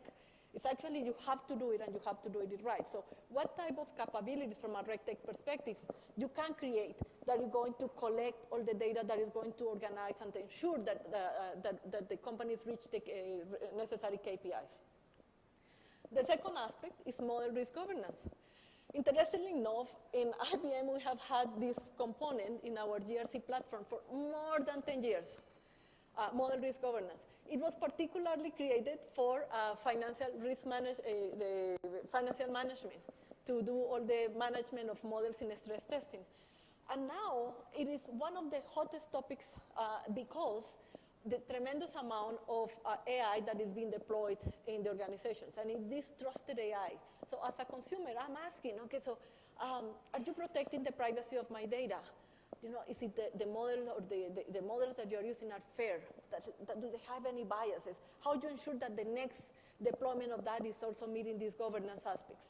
So very hot topics, and if you are in the exploring areas in the fintech of where to go, these are areas in which I would say start thinking and start researching more. This is what is hot. Now, I also wanted to give an example of accelerators that we have built in IBM with the message of if you following this type of approaches and thinking, you can also build other type of accelerators. So this is an accelerator that was built and is applied for these large companies that have grown through mergers and acquisitions, and have not had time to look at seriously of how to optimize and streamline the risk and compliance processes. So what we have done here is we have applied our Watson machine learning capabilities, natural language processing capabilities, document understanding capabilities to consume all the risk, controls, and regulations that are required for any particular case to be able to find opportunities to optimize. We applied this at a major insurance company in Australia, more than 30,000 employees. And here what we have is we have detected 30% of duplications in controls. Just think on this, 30% duplications in controls. Just by optimizing and streamlining these processes, the amounts of savings from a regulatory risk exposure were dramatic. Now, this approach can also be applied to target more controls more efficiently, to optimize where to focus for the next type of optimization, etc. But again, this is one type of accelerator that we have. Now, I wanted also to extrapolate to make it more generic for you from an opportunity perspective. So when we look at RegTech accelerators, industry accelerators, we are looking to build a package of assets that address a common business problem. We are not building it for that specific business problem for that customer. We are looking at something that we can standardize and we can apply and replicate over and over. The idea is to increase the time to value and to be able to replicate it as much as possible and to leverage that opportunity to bring standardization. And as such, we see opportunities in several areas. Regulatory aggregation. And this regulatory aggregation can be from a vertical perspective or from a use case perspective. So, it's easy to pick in financial services, but I want to go to tourism. Okay. I am a Canadian investor, and I like hiking, and I want to open a company to manage, to explore all the beautiful hiking possibilities that Saudi Arabia has. What is the regulatory framework that I need to comply? Who can tell me that? How can I get that? And by the way, I need it also in English, so in Arabic and in English. So being able to simplify that information for investors is critical, and making it simple. And this can be API-driven, and this can be subscription-based, and this can be sponsored by the regulators as well. So look at this from an opportunity perspective. Data collectors. Data collectors is, again, a full area when you start looking at where the risk and compliance team spend most of the time and most of the cost is about integration and collecting the data. So this is a huge area. But when look at this area, for whomever is interested in this space, partner with the regulator, partner with a particular customer, and do experimentation, and start trying to do a standardization there. The AI cognitive and risk subject matter experts, this is something that we are building. So what we are using here? It's not a chatbot, okay? So it's not a chatbot, it's not a Q&A. What we are bringing is artificial intelligence, AI conversations that is able to read and interpret the regulations, policies, contracts, every type of constraint that needs to happen in the organization, and be able to guide the different users through the risk management journey. Why this is important is because we need to elevate the maturity of every player in the organization, right? We need to enable, and in order to do that, what a better idea than to have a subject matter expert that guides through that process. So it's more a guiding and a conversation than just a Q&A. Do, for example, what is risk management training certifications from a digital perspective, right? Create this type of enablements. A particular topic that I believe we need in Saudi Arabia is having a GRC outsourcing platform for small and medium enterprises. Again, it's about accelerating the adoption of good practices of risk management, prepare them to compete, and reduce the burden, because most of these implementations of GRC solutions ended up being a very costly IT project. And this is not an IT project. So why not simplify this process for them? So there are several other areas, and I just put the interrogation part there, just to kind of brainstorming with you that if I were you looking for opportunities, I will partner with a company that has challenges there for which meeting their obligations is very expensive, and I would say, what are the areas? Let's start looking at the prioritization of areas, and let's start bringing and brainstorming how to create accelerators. Remember, standardization, optimization, and replication.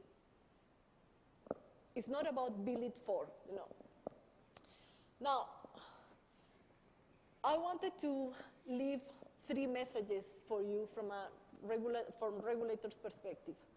And in the industry in general. When we talk about RegTech, we talk about this partnership between regulatory and industry expertise with technical expertise. This is not an IT journey, it's a joint journey. The second message that I wanted to leave is, if you really want to seize the opportunity that comes with this 4th industrial revolution, you must adopt RegTech. It is actually not negotiable. And the third message that I wanted to leave with you is RegTech requires partnership. And this partnership it drives this implement and learn. Rule and learn. Be ready to change very quickly. And in order to change very quickly, you need to have a solid integration path, flexible processes, and an easy way to adapt to the new market conditions. Thank you so much for your time.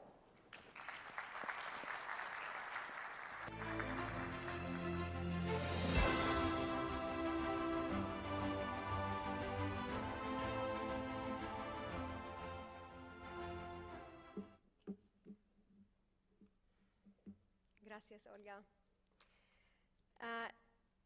And now, with the exciting opportunities of RegTech in mind, we would like to move on the discussion to our second panel session to explore the RegTech benefits to the private sector. This panel will be moderated by Ala Abdelal, the VP of Strategy at the Digital Cooperation Organization. So please join me to welcome her and the panelists on stage.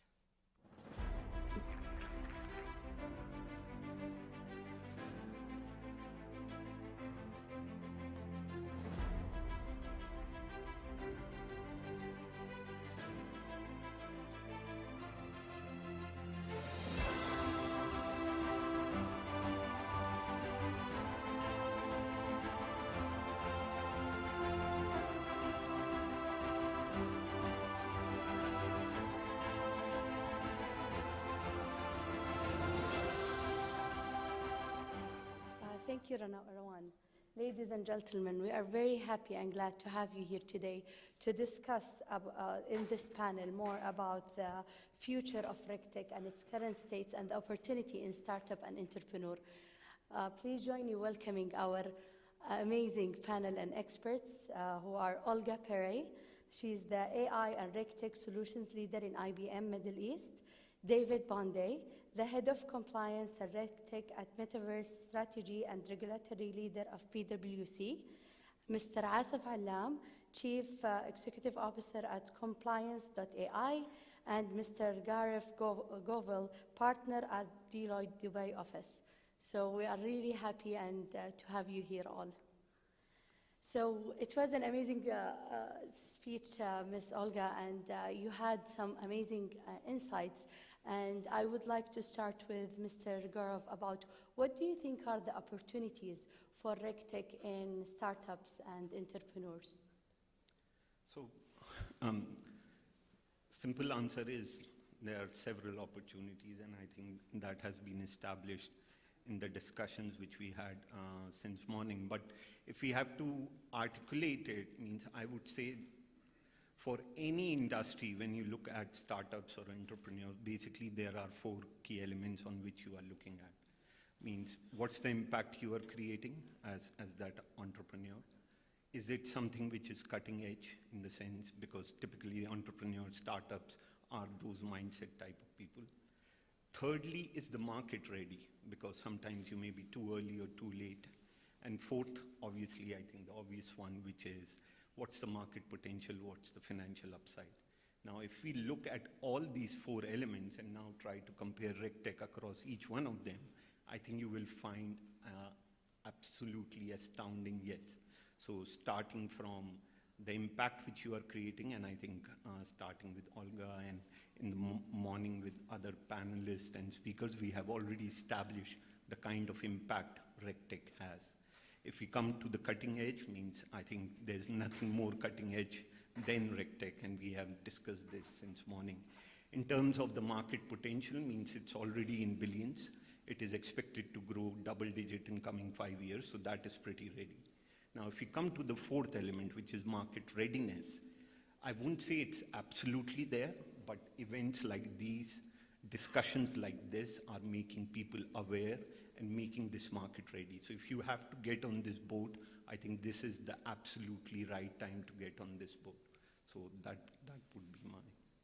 Thank you. Mr. Asif, from your point of view and experience, what would you like to add to that? Yeah, I'll say 2 points in there. The first thing is that, and again, as the earlier panelist also mentioned, there are 3 things in there, which is complexity, velocity, and fines. They are all increasing.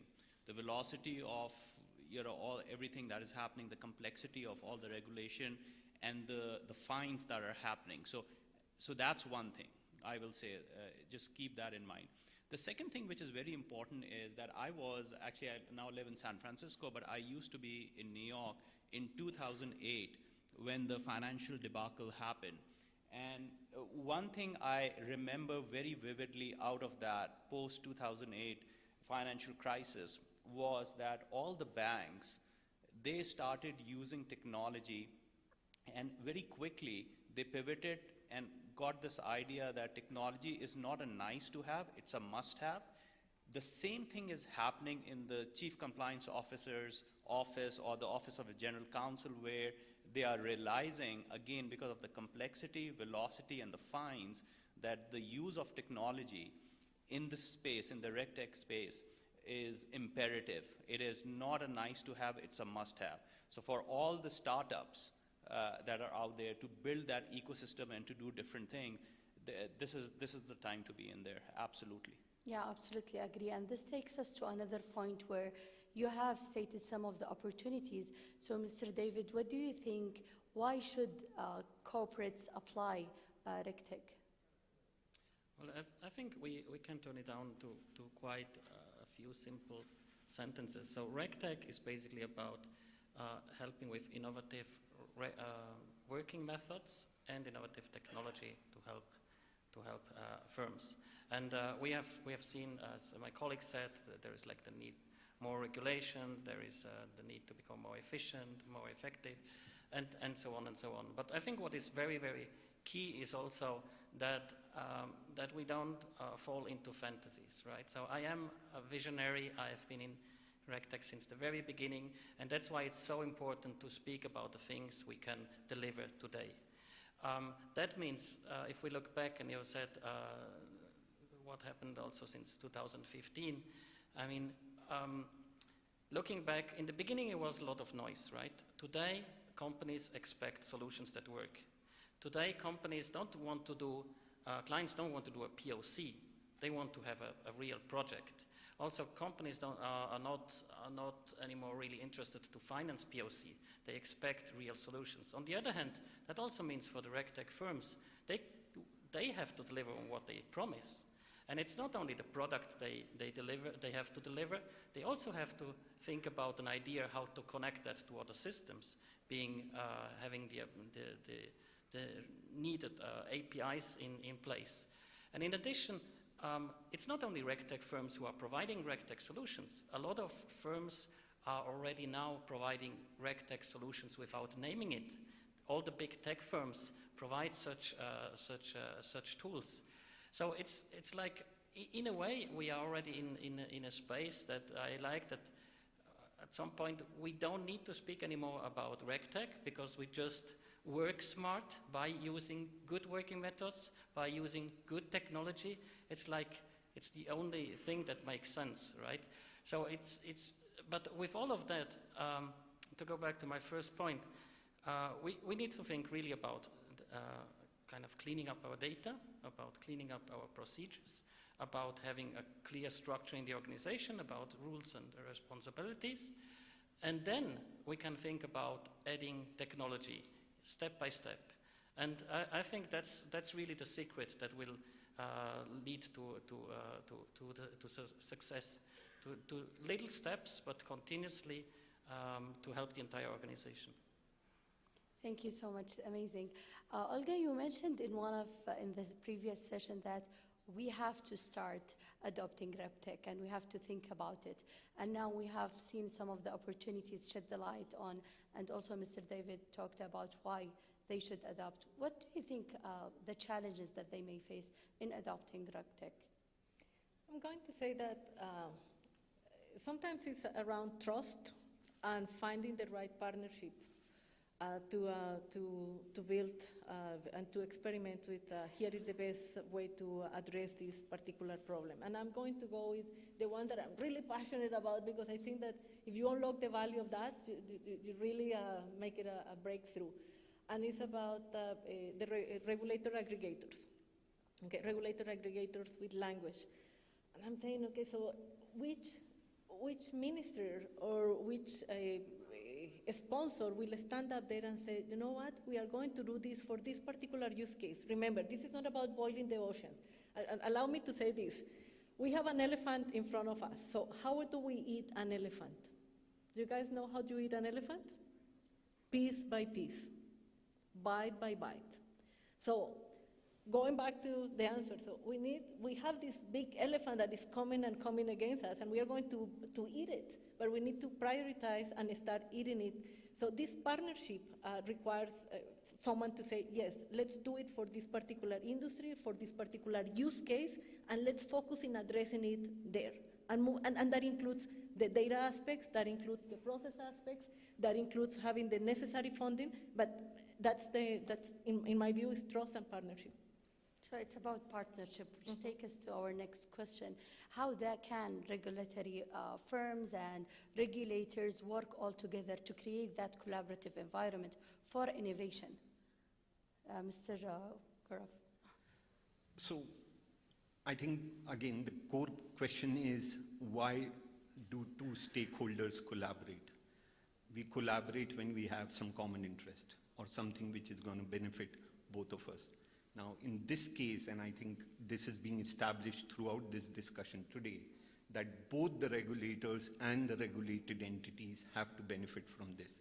So it's no more about, which is where RegTech primarily started. So it started in FS, and it primarily started with regulated entities, but it's no more about only regulated entities. I think our panelists have spoken about it, that regulators can also benefit a lot.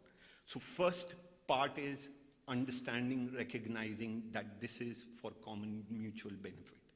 Once that is established, and that's not a simple task, then you need to go piece by piece in terms of the different aspects of ecosystem. And here, I think everyone has spoken about in different ways, but I think what we are missing, and that's where, so one is awareness, which is happening with events like this, but the second part is articulation.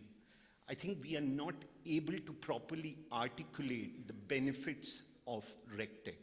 So it is very important that this is articulated properly so that the acceptance, finally the acceptance starts to happen. So I think if these steps and all the different elements of the ecosystem are pushed by both these key stakeholders, this is definitely going to happen. Amazing. So yes, as you said, it's very important to identify what is the case exactly and tackle it piece by piece to take it forward, which also, David, you are working in one of the biggest consultancy firms. How do you approach client? How do you tell them about the opportunity and benefit of a RegTech solution? Yeah, so it's very easy.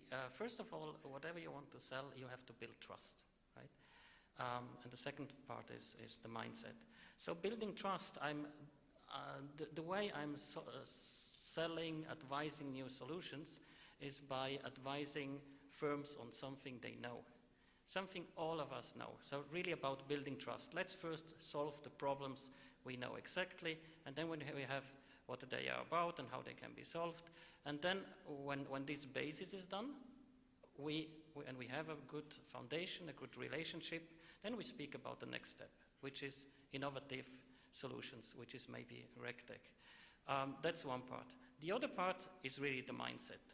So in organizations, change, like also in life, change is not always that easy.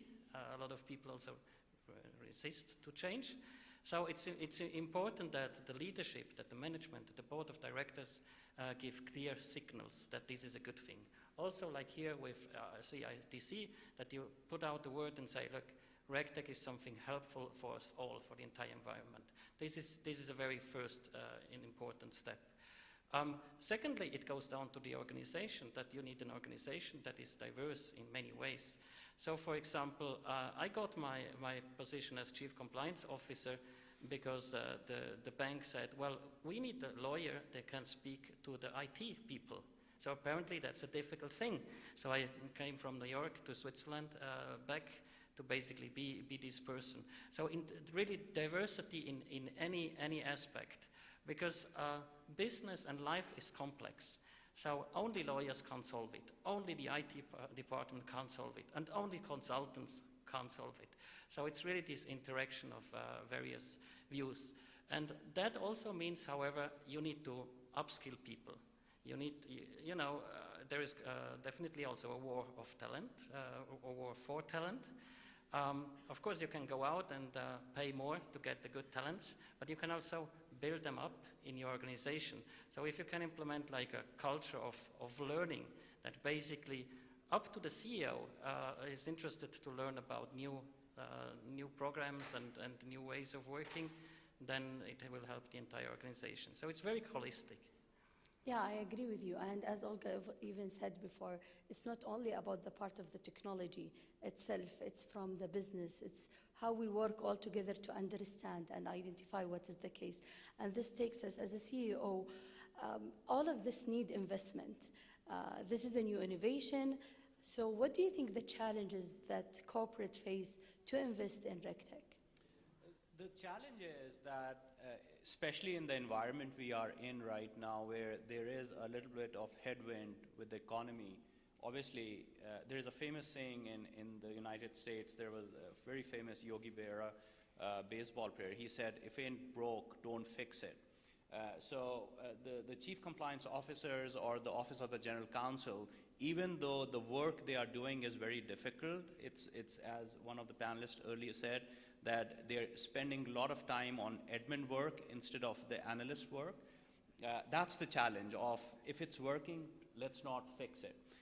The challenge there is that, and again, living in San Francisco, what I'm seeing is that even in the larger technology firms, all the name brands that you see, they are also pivoting very quickly. So out of the financial services into the technology sector, where they are saying that the risk, the cost of not doing anything right now is too big. The fines that may come up just because of, of the complexity, the velocity, as I mentioned earlier, the risk is too much. Therefore, they have to do something. And therefore, I think that I would say that in the earlier panels, the discussion was about when RegTech would be matured. I think it is matured now. Just because and there are two elements in there that we are seeing more and more, which the banks or even any regulated industry, they are actually, being very conscious of that. And it is that the regulators are not finding putting any kind of penalties just because you have done something wrong. They are now actually doing it because you're not set up properly. Your compliance office is not set up properly. So I think in a way it's a good thing. Instead of being reactive, that, hey, something bad happened and therefore I'm fining you for this, now they are being proactive that you better be compliant, you're doing things, you're set up the right way, that in next year or year after, what is it? And again, I go back to the first point from as a business guy, that now it's the time for the startups, that this is the time where companies are looking, any regulated industry, forget about financial services, any regulated industry, they are looking, exploring to see how to solve this problem. And for the startups, for anyone who's looking for new ideas, this is the time to get into the whole sphere of RegTech. Yeah, so they have to think ahead. It has Correct. to be early. Correct. It's not where the ball is, it's where it is going. And Exactly. the ball is going towards, it's another, I'm a sports guy, so there is another saying that, where the puck is, which is hockey, ice hockey, that you don't look at where the puck is, it's where the puck is going. And that's where it is going, and it's very clear. And the clear picture is from the large technology firms in San Francisco, all of them, where they are very much focused on that part of it, that they know where the puck is going and what they need to do. Yeah, and things are really escalating very quickly and moving very fast. So if you don't think from now, it will be too late for you to start adapting later on and identifying where do you want to go. Correct. So, which also raised another very important question, is that regulated entities, what are the key success factors for them to cooperate with startups and entrepreneurs? Ms. Olga, if you can. I go back to the comment of partnership, and there are so many examples from the UK, Singapore, Saudi Arabia, UAE, Canada, sandbox environments. And this is one approach. being able to create these sandbox spaces in which the regulators allow innovators to come and try. And I now know that CITC also has a sandbox for RegTech, which is fantastic because it brings the RegTech participants with industry interested parties to test and to try new methods and new approaches. So that partnership and that sandbox environments approach is important. But the other aspect is to, I'm going to say it's a little bit more task-oriented. Try to ensure that all the regulatory frameworks that you have start being coded and consumable from a technology perspective. And the example that was mentioned before about the SAMA PDF node machine, kind of like make the life easy for the regulated bodies to consume and to apply new technologies to be able to be agile on this. So they start looking at an easy way to have definition, the understanding of ontologies, for example. And we have in IBM a capability, we call it the regulatory and change management domain, in which we basically receive feeds from different content aggregators, and we are able to match the ontology of the regulation with the ontology of the organization, and when mapping, basically said to the lawyers, okay, so here is the part of the regulation that applies to you, here when you need to be compliant, and by the way, subject to also human review, etc. But in order to do that, there is a lot of manipulation that needs to happen. So and that is something that is in the power of the regulators. So this is just one idea, but there are several others. And we are really lucky that you are shedding some of the most important items just for everyone to take into concern. Please, audience, if you have any questions to our esteemed panelists, you can scan the barcode here and submit your question. Following to what you have said, Mr. Garof, what do you think? Why are some of the firms are still sticking to the traditional way and they are not open into such investing or looking into those new innovations? So I spoke about it a bit in my earlier point, but if we see it in a more structured evolution kind of a way, I would say there are 3 stages, right? Awareness, articulation, and acceptance. So I think firstly, in case of RegTech, and it depends from geography to geography, market to market, awareness is not to the point where everyone, I mean, they might have even heard the term, but if you ask 5 people, I think you'll get 3 different answers on what RegTech means. So I think that's the starting point, and a lot of companies and individuals are at that stage. Then the second stage is articulation. So once you make them aware, I think most of the times when, and in the previous panel, it was being asked, give us some case studies.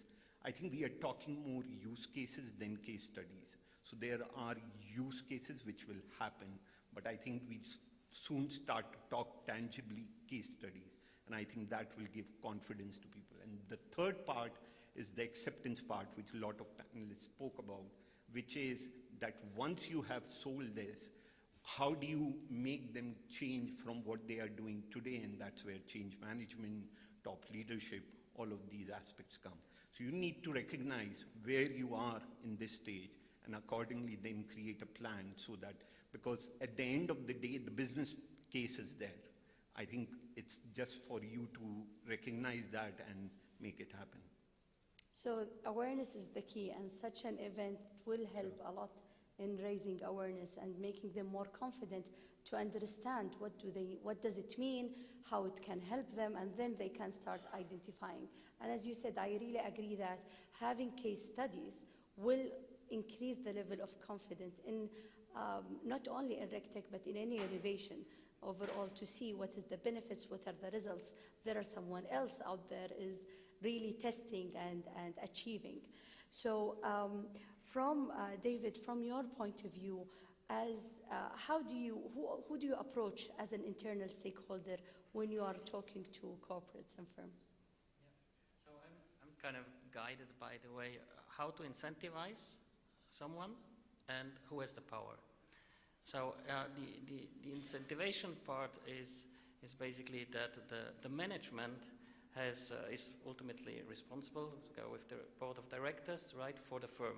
So they have a strong interest that the firm works well and in a compliant way. On the other side, in addition, they also have the power to decide, because whatever you want to change in a firm, you need budget, you need money to do that. And then it's also the business who is a very important figure. So the management is looking at the market, right? What does the market want? And to give like a very practical example, during the time of COVID, the management and the business, they wanted very quick, solid, compliant onboarding solutions. They wanted very quick digital signatures, which were the standard of like an ink signature. So it was like the market that demanded it, the management who decided to do it, and then obviously the chief compliance officer and the legal counsel, the general counsel, they were all supporting it with the entire organization. So this was a learning from my side. In the beginning, I thought, let's help the firms with RegTech, and I reached out and I called the head of compliance. But it was difficult because the head of compliance was absolutely aligned with me, but he didn't have the money. So I kind of, over time, I found out, okay, let's go one step higher to enable it. And then, of course, CEOs, chairmen are also looking what the others are doing, the other competitors, right? And for that, again, it is super important that you have regulators that are present and that give also the right incentivation to move in a innovative way and enable RegTech solutions for the entire ecosystem. And if we look back, the regulators who have done that, they have improved a lot the entire ecosystem. And the ones who didn't do it, there you see still not so much innovation and not so much benefit for the entire ecosystem. Yes. Can I just add? Yes, so of course. I think the three main areas, I'll just very quickly. The CIO office, because what happens with the CIO office is that they are responsible for the enterprise security, if you will, and compliance in a way comes into that area also. So the CIO office is very important in all these regulated industry.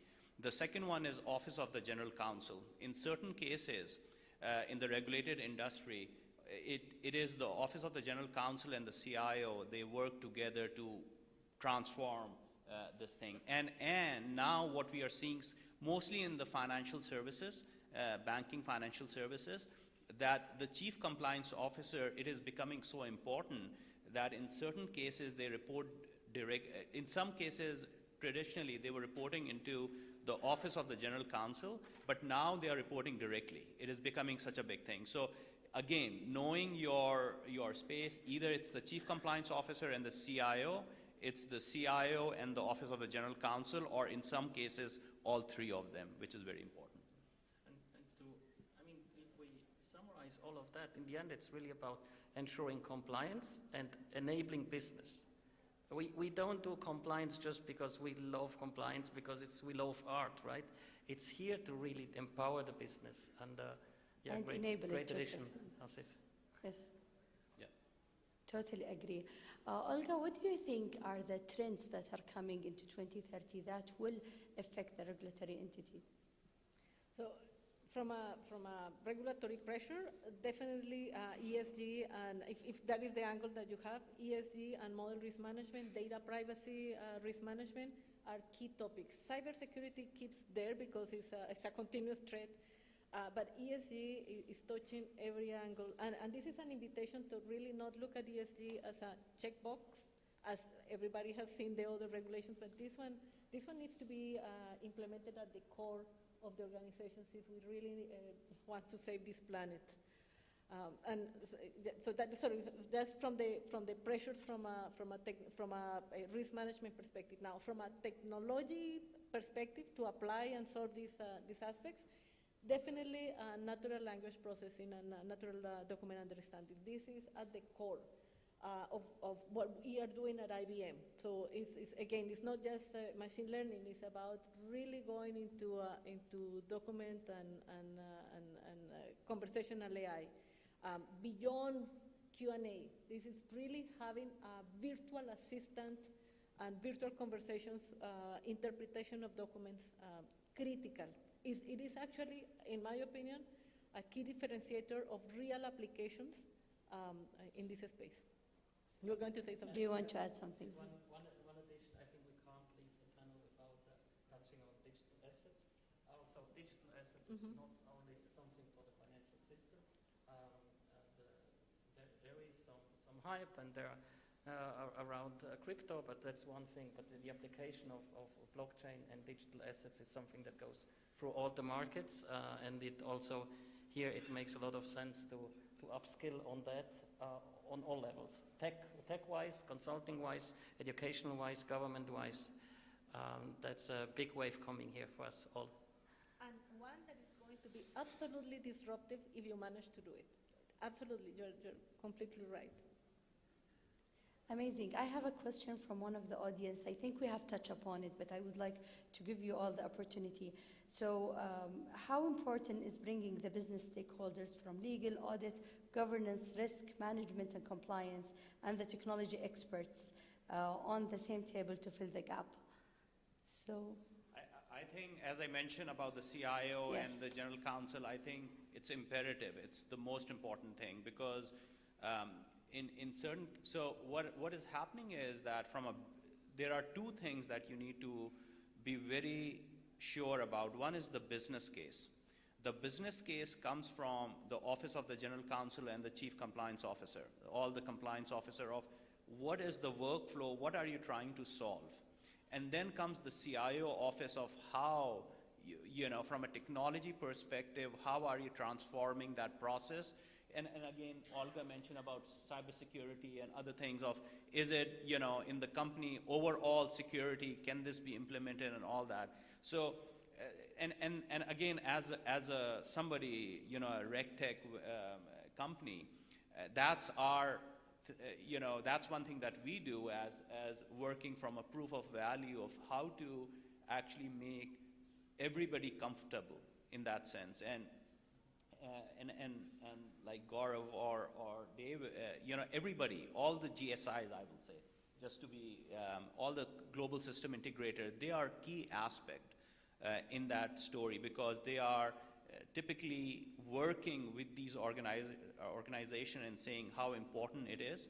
That whole ecosystem is very important. So it's internal stakeholders and then external stakeholders. How do you bring it together and how do you build that story? I agree. At the end, how can you come up with the correct use case internally that will RegTech solve if you do not sit with the business, with all the stakeholders, and then how technology can help solve this issue. Yep. If everyone is working on isolation, we will not bring the best solution. Yes? That is exactly what I wanted to bring to your attention. So in some cases, we have our GRC solution, and sometimes people say, oh, I don't need to go further than the internal audit, or I don't need to go further than my IT governance because that is it. And we always challenge that and said, look, this is not about solving your problem. I mean, it's fantastic that you want to solve your problem, but your problem is actually a larger, and we have to educate and bring everybody together so they are part of this integrated view of addressing risk management within the company. So when we look at the challenges, and this is not an optional part, bringing all the constituencies and interested parties inside the organization that are going to be affected. And I go back, when a legislation comes, when a regulatory comes, it doesn't say, oh, I only come from IT. It actually involves legal. It involves several aspects. It most likely will involve policy. It most likely will touch other aspects of the organization. So you cannot say that just because I'm touching or addressing this particular problem, I am going to ignore the others, because then we are not doing the right serving to the great objective here. Can I just add? Because this is something that I'm very passionate about. So one thing that we have recently at Compliance AI we launched was bring your own content or bring your own policy. which is, again, it's all about partnership, right? With the GSIs, with all the IBMs and everybody. And what am I talking about? So if you look at these large regulated, again, anyone, they have their own policies that they have. Now, how, you need to have a platform where you can very quickly, in real time, figure out that if there is new regulation that is coming out, how does it conflict with your policy that is internal to you? And these are some of the features that are coming out that we have actually done, which is amazing, right? That it helps enable our customers in that sense of very quickly figuring out of what are the policies, how, if something that is you are out of the policy or may become out of the policy because of a speech that has been given by a certain president or prime minister or someone in that sense. Very clear. One of the questions that caught my eye was, can RegTech match the speed of regulations changes by regulators? I can go. I've been answered. Yeah, I will say, obviously, again, as a RegTech guy, legal tech, RegTech, that technology has really has helped us enormously, right? So I think proactive is the name of the game, and not always, but most of the time, yes. That you can really use the technology that is available to you to really have that proactive nature. Yes. And here, when I talk about these accelerators and how to define the assets, it's about coding versus configuring. Yeah. And in order to be able to really adapt as fast as the regulators, you need to ensure that whatever solution you select or whatever approach you select to address your compliance needs doesn't require coding, just configuring. Because it is a huge difference from a deployment, from a testing perspective, from a management perspective, from an upgrade perspective. And again, I go back to the topic of sometimes we make this as a heavy IT-driven projects, and it shouldn't be. It should be as simple as possible, because we are here not from an IT management process, we are here to address a compliance regulatory perspective to enable the organization. And I believe this also, again, takes us to the point, for us to move fast, we have to move together. We have to cooperate. This will help us really be in the same speed as things are changing. Would you like to add something, David?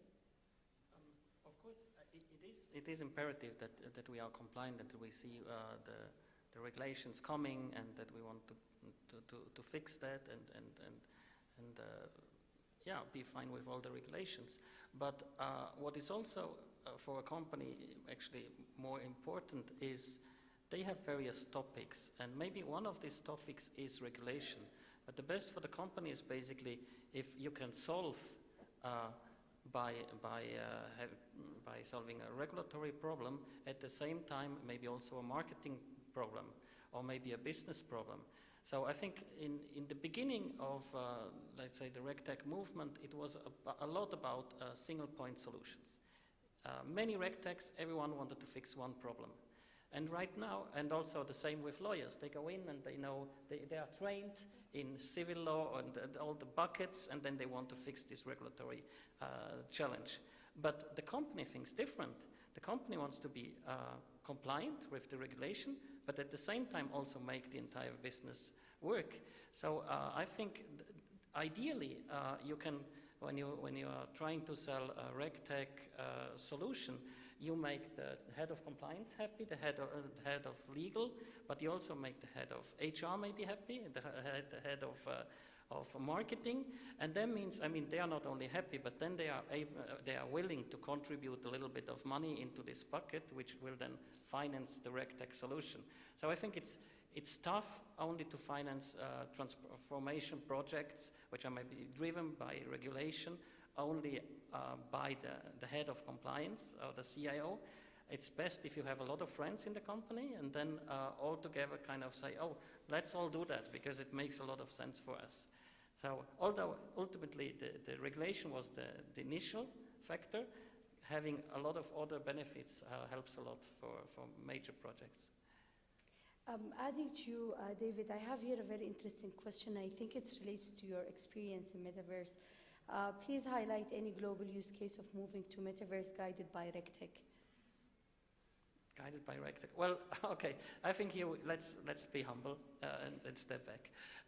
First of all, I think we need to upskill ourselves and find out basically what are the components of metaverses. So being one, for example, the feeling of presence in a three-dimensional room, the rule of decentralized or non-decentralized systems, NFTs, and so on and so on. So I think at the beginning we really need to have education.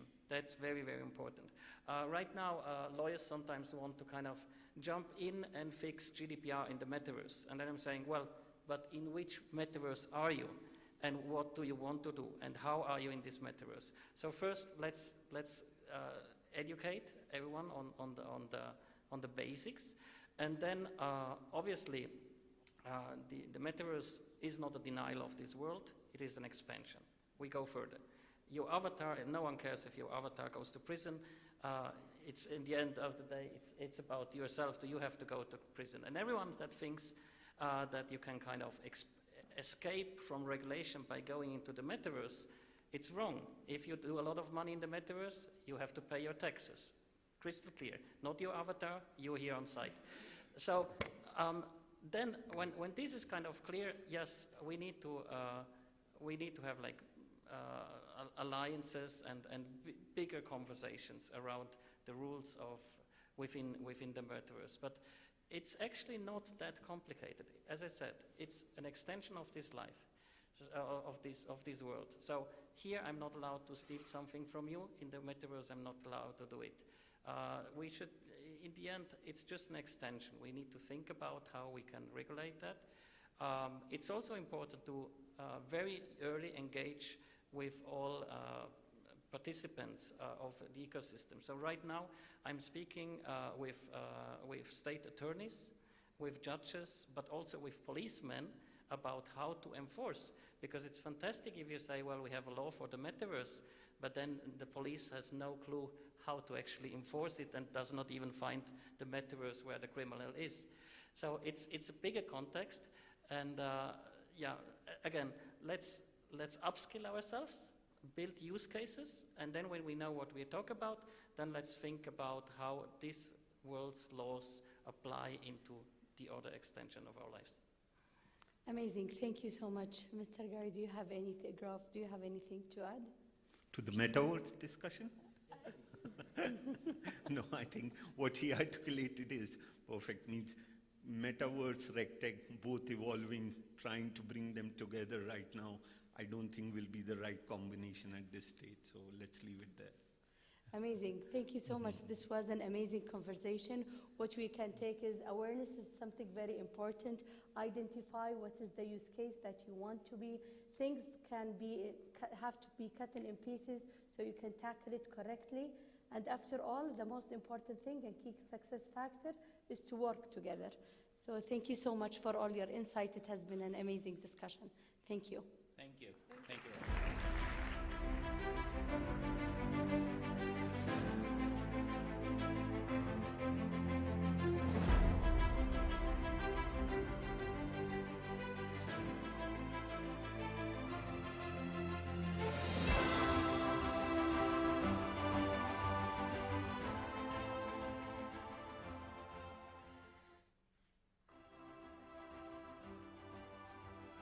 Thank you, Ala, and all of the panelists for valuable insights.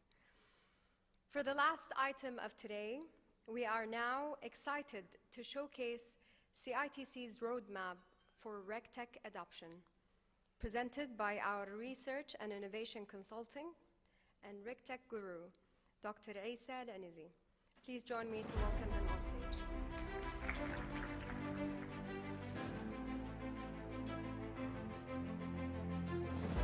So, hello everyone. Do you hear me very well? I think you are. Okay. So, I will go this final remarks about the RegTech Symposium. So, we have this technology disruption coming up almost every decade. Every year we have new technologies. And these technologies disrupt the regulation, the state of regulation, the effective regulations. and they disrupt the market as well. Then the regulations comes back in terms of regulation reform and have different, let's say, goals and objectives. And this has been done in many industries, most notably in telecommunication, in finance, and the health and biotech. Such technology advancements always has a high impact on these technologies, and we have many industries to come, like transportation with the Uber and mobility as a service. So we have two different entities, regulators in one end and regulated entities in the other end. And the question is, they have different objectives. Some of them are conflicting. Regulators are always looking for market efficiency, optimize the operations, and also reduce the cost. And we have regulated entities who are very interested in reducing the uncertainty of this current regulation, having the cost within our budget, and also stabilize and have a flexibility in terms of doing business. So what's the goal of RegTech in this one? The goal of RegTech is to have this agile governance between changing the regulation and also changing the market through advanced technologies. This is the main goal of RegTech. We see RegTech as a pipeline, as an agile governance model where the human logic goes from the paperwork, from the PDFs, into a digital logic embedded in the machine. And since it's embedded in the machine, we can have more, let's say, areas of work. Now the question is, where should they go? Where does my industry have this kind of RegTech potential? We can ask these questions. If you have a different kind of regulations, you are regulated by many regulators. If you have a complex set of regulations, if you have a high risk of compliance, and also if you have a precise reporting requirements, this also there's a great potential for RegTech in such industries. Now, is there any kind of steps to follow it up with the RegTech initiative that I'm trying to do either in my company or in my organization as a regulator? Yes. First, know the volume.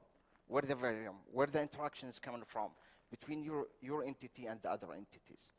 If you are a regulator, look for the volume in terms of interaction between you as a regulator and the regulated entities. Identify these volumes, prioritize them, and then experiment the solution in terms of choosing the right technology. Then engage and deploy this solution to many stakeholders, engage many stakeholders in the first advance, and then make sure you have this impact assessment phase, because it's not one-time shot. Usually there's a continuous loop to improve this regulatory, let's say, effort. So here's just some examples about technology and their applications. So if we go, for example, machine-readable code, the main goal of such a machine-readable code is to read the new regulation and process it as it goes. Chatbots could be used as advisory regulation. So people make aware, the end customers or the clients made aware of what these regulations mean and what's the impact of such regulations. Big data analytics could use in fraud and, let's say, market behavior analytics. RPA, or robot process automation, could also use to reduce the minimal work. Artificial intelligence is optimization everywhere. And blockchain is also used for verification of the data of the customer. Now, such technologies always bring new risks. For example, if you use a blockchain in your regulatory task, blockchain usually consists of smart contract, and this smart contract, if you want to embed your regulation in smart contract, the risk of the quality of the code, the risk of the code leakage, this is a new risk in terms of regulation. This hasn't been done before, and you need to consider the technology behind them, and you need to consider the risk arising from your technology choice. Now for CITC, as all of you know, CITC regulates the telecom, the IT, and the ET. We identify many areas of work we see. We identify auditing, monitoring, fraud prevention, and registration and licensing. These are our main focus areas. And we also identify the technologies that we believe they would help us in this journey, most notably blockchain and RPA, and also machine-readable regulation. Thank you so much.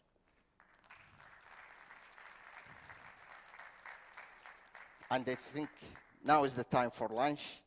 I would take it from Rawan. Thank you so much for joining, and thank you.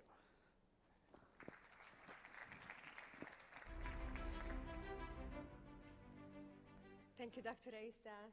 He's absolutely right. I don't want to stay before you. Lunch is just below this level. It's in the basement level, so if you go to the right, we'd love to have you.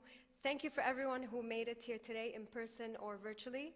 Thank you for our speakers, of course, and thank you for your patience. Have a good day, and we'll see you soon, inshallah.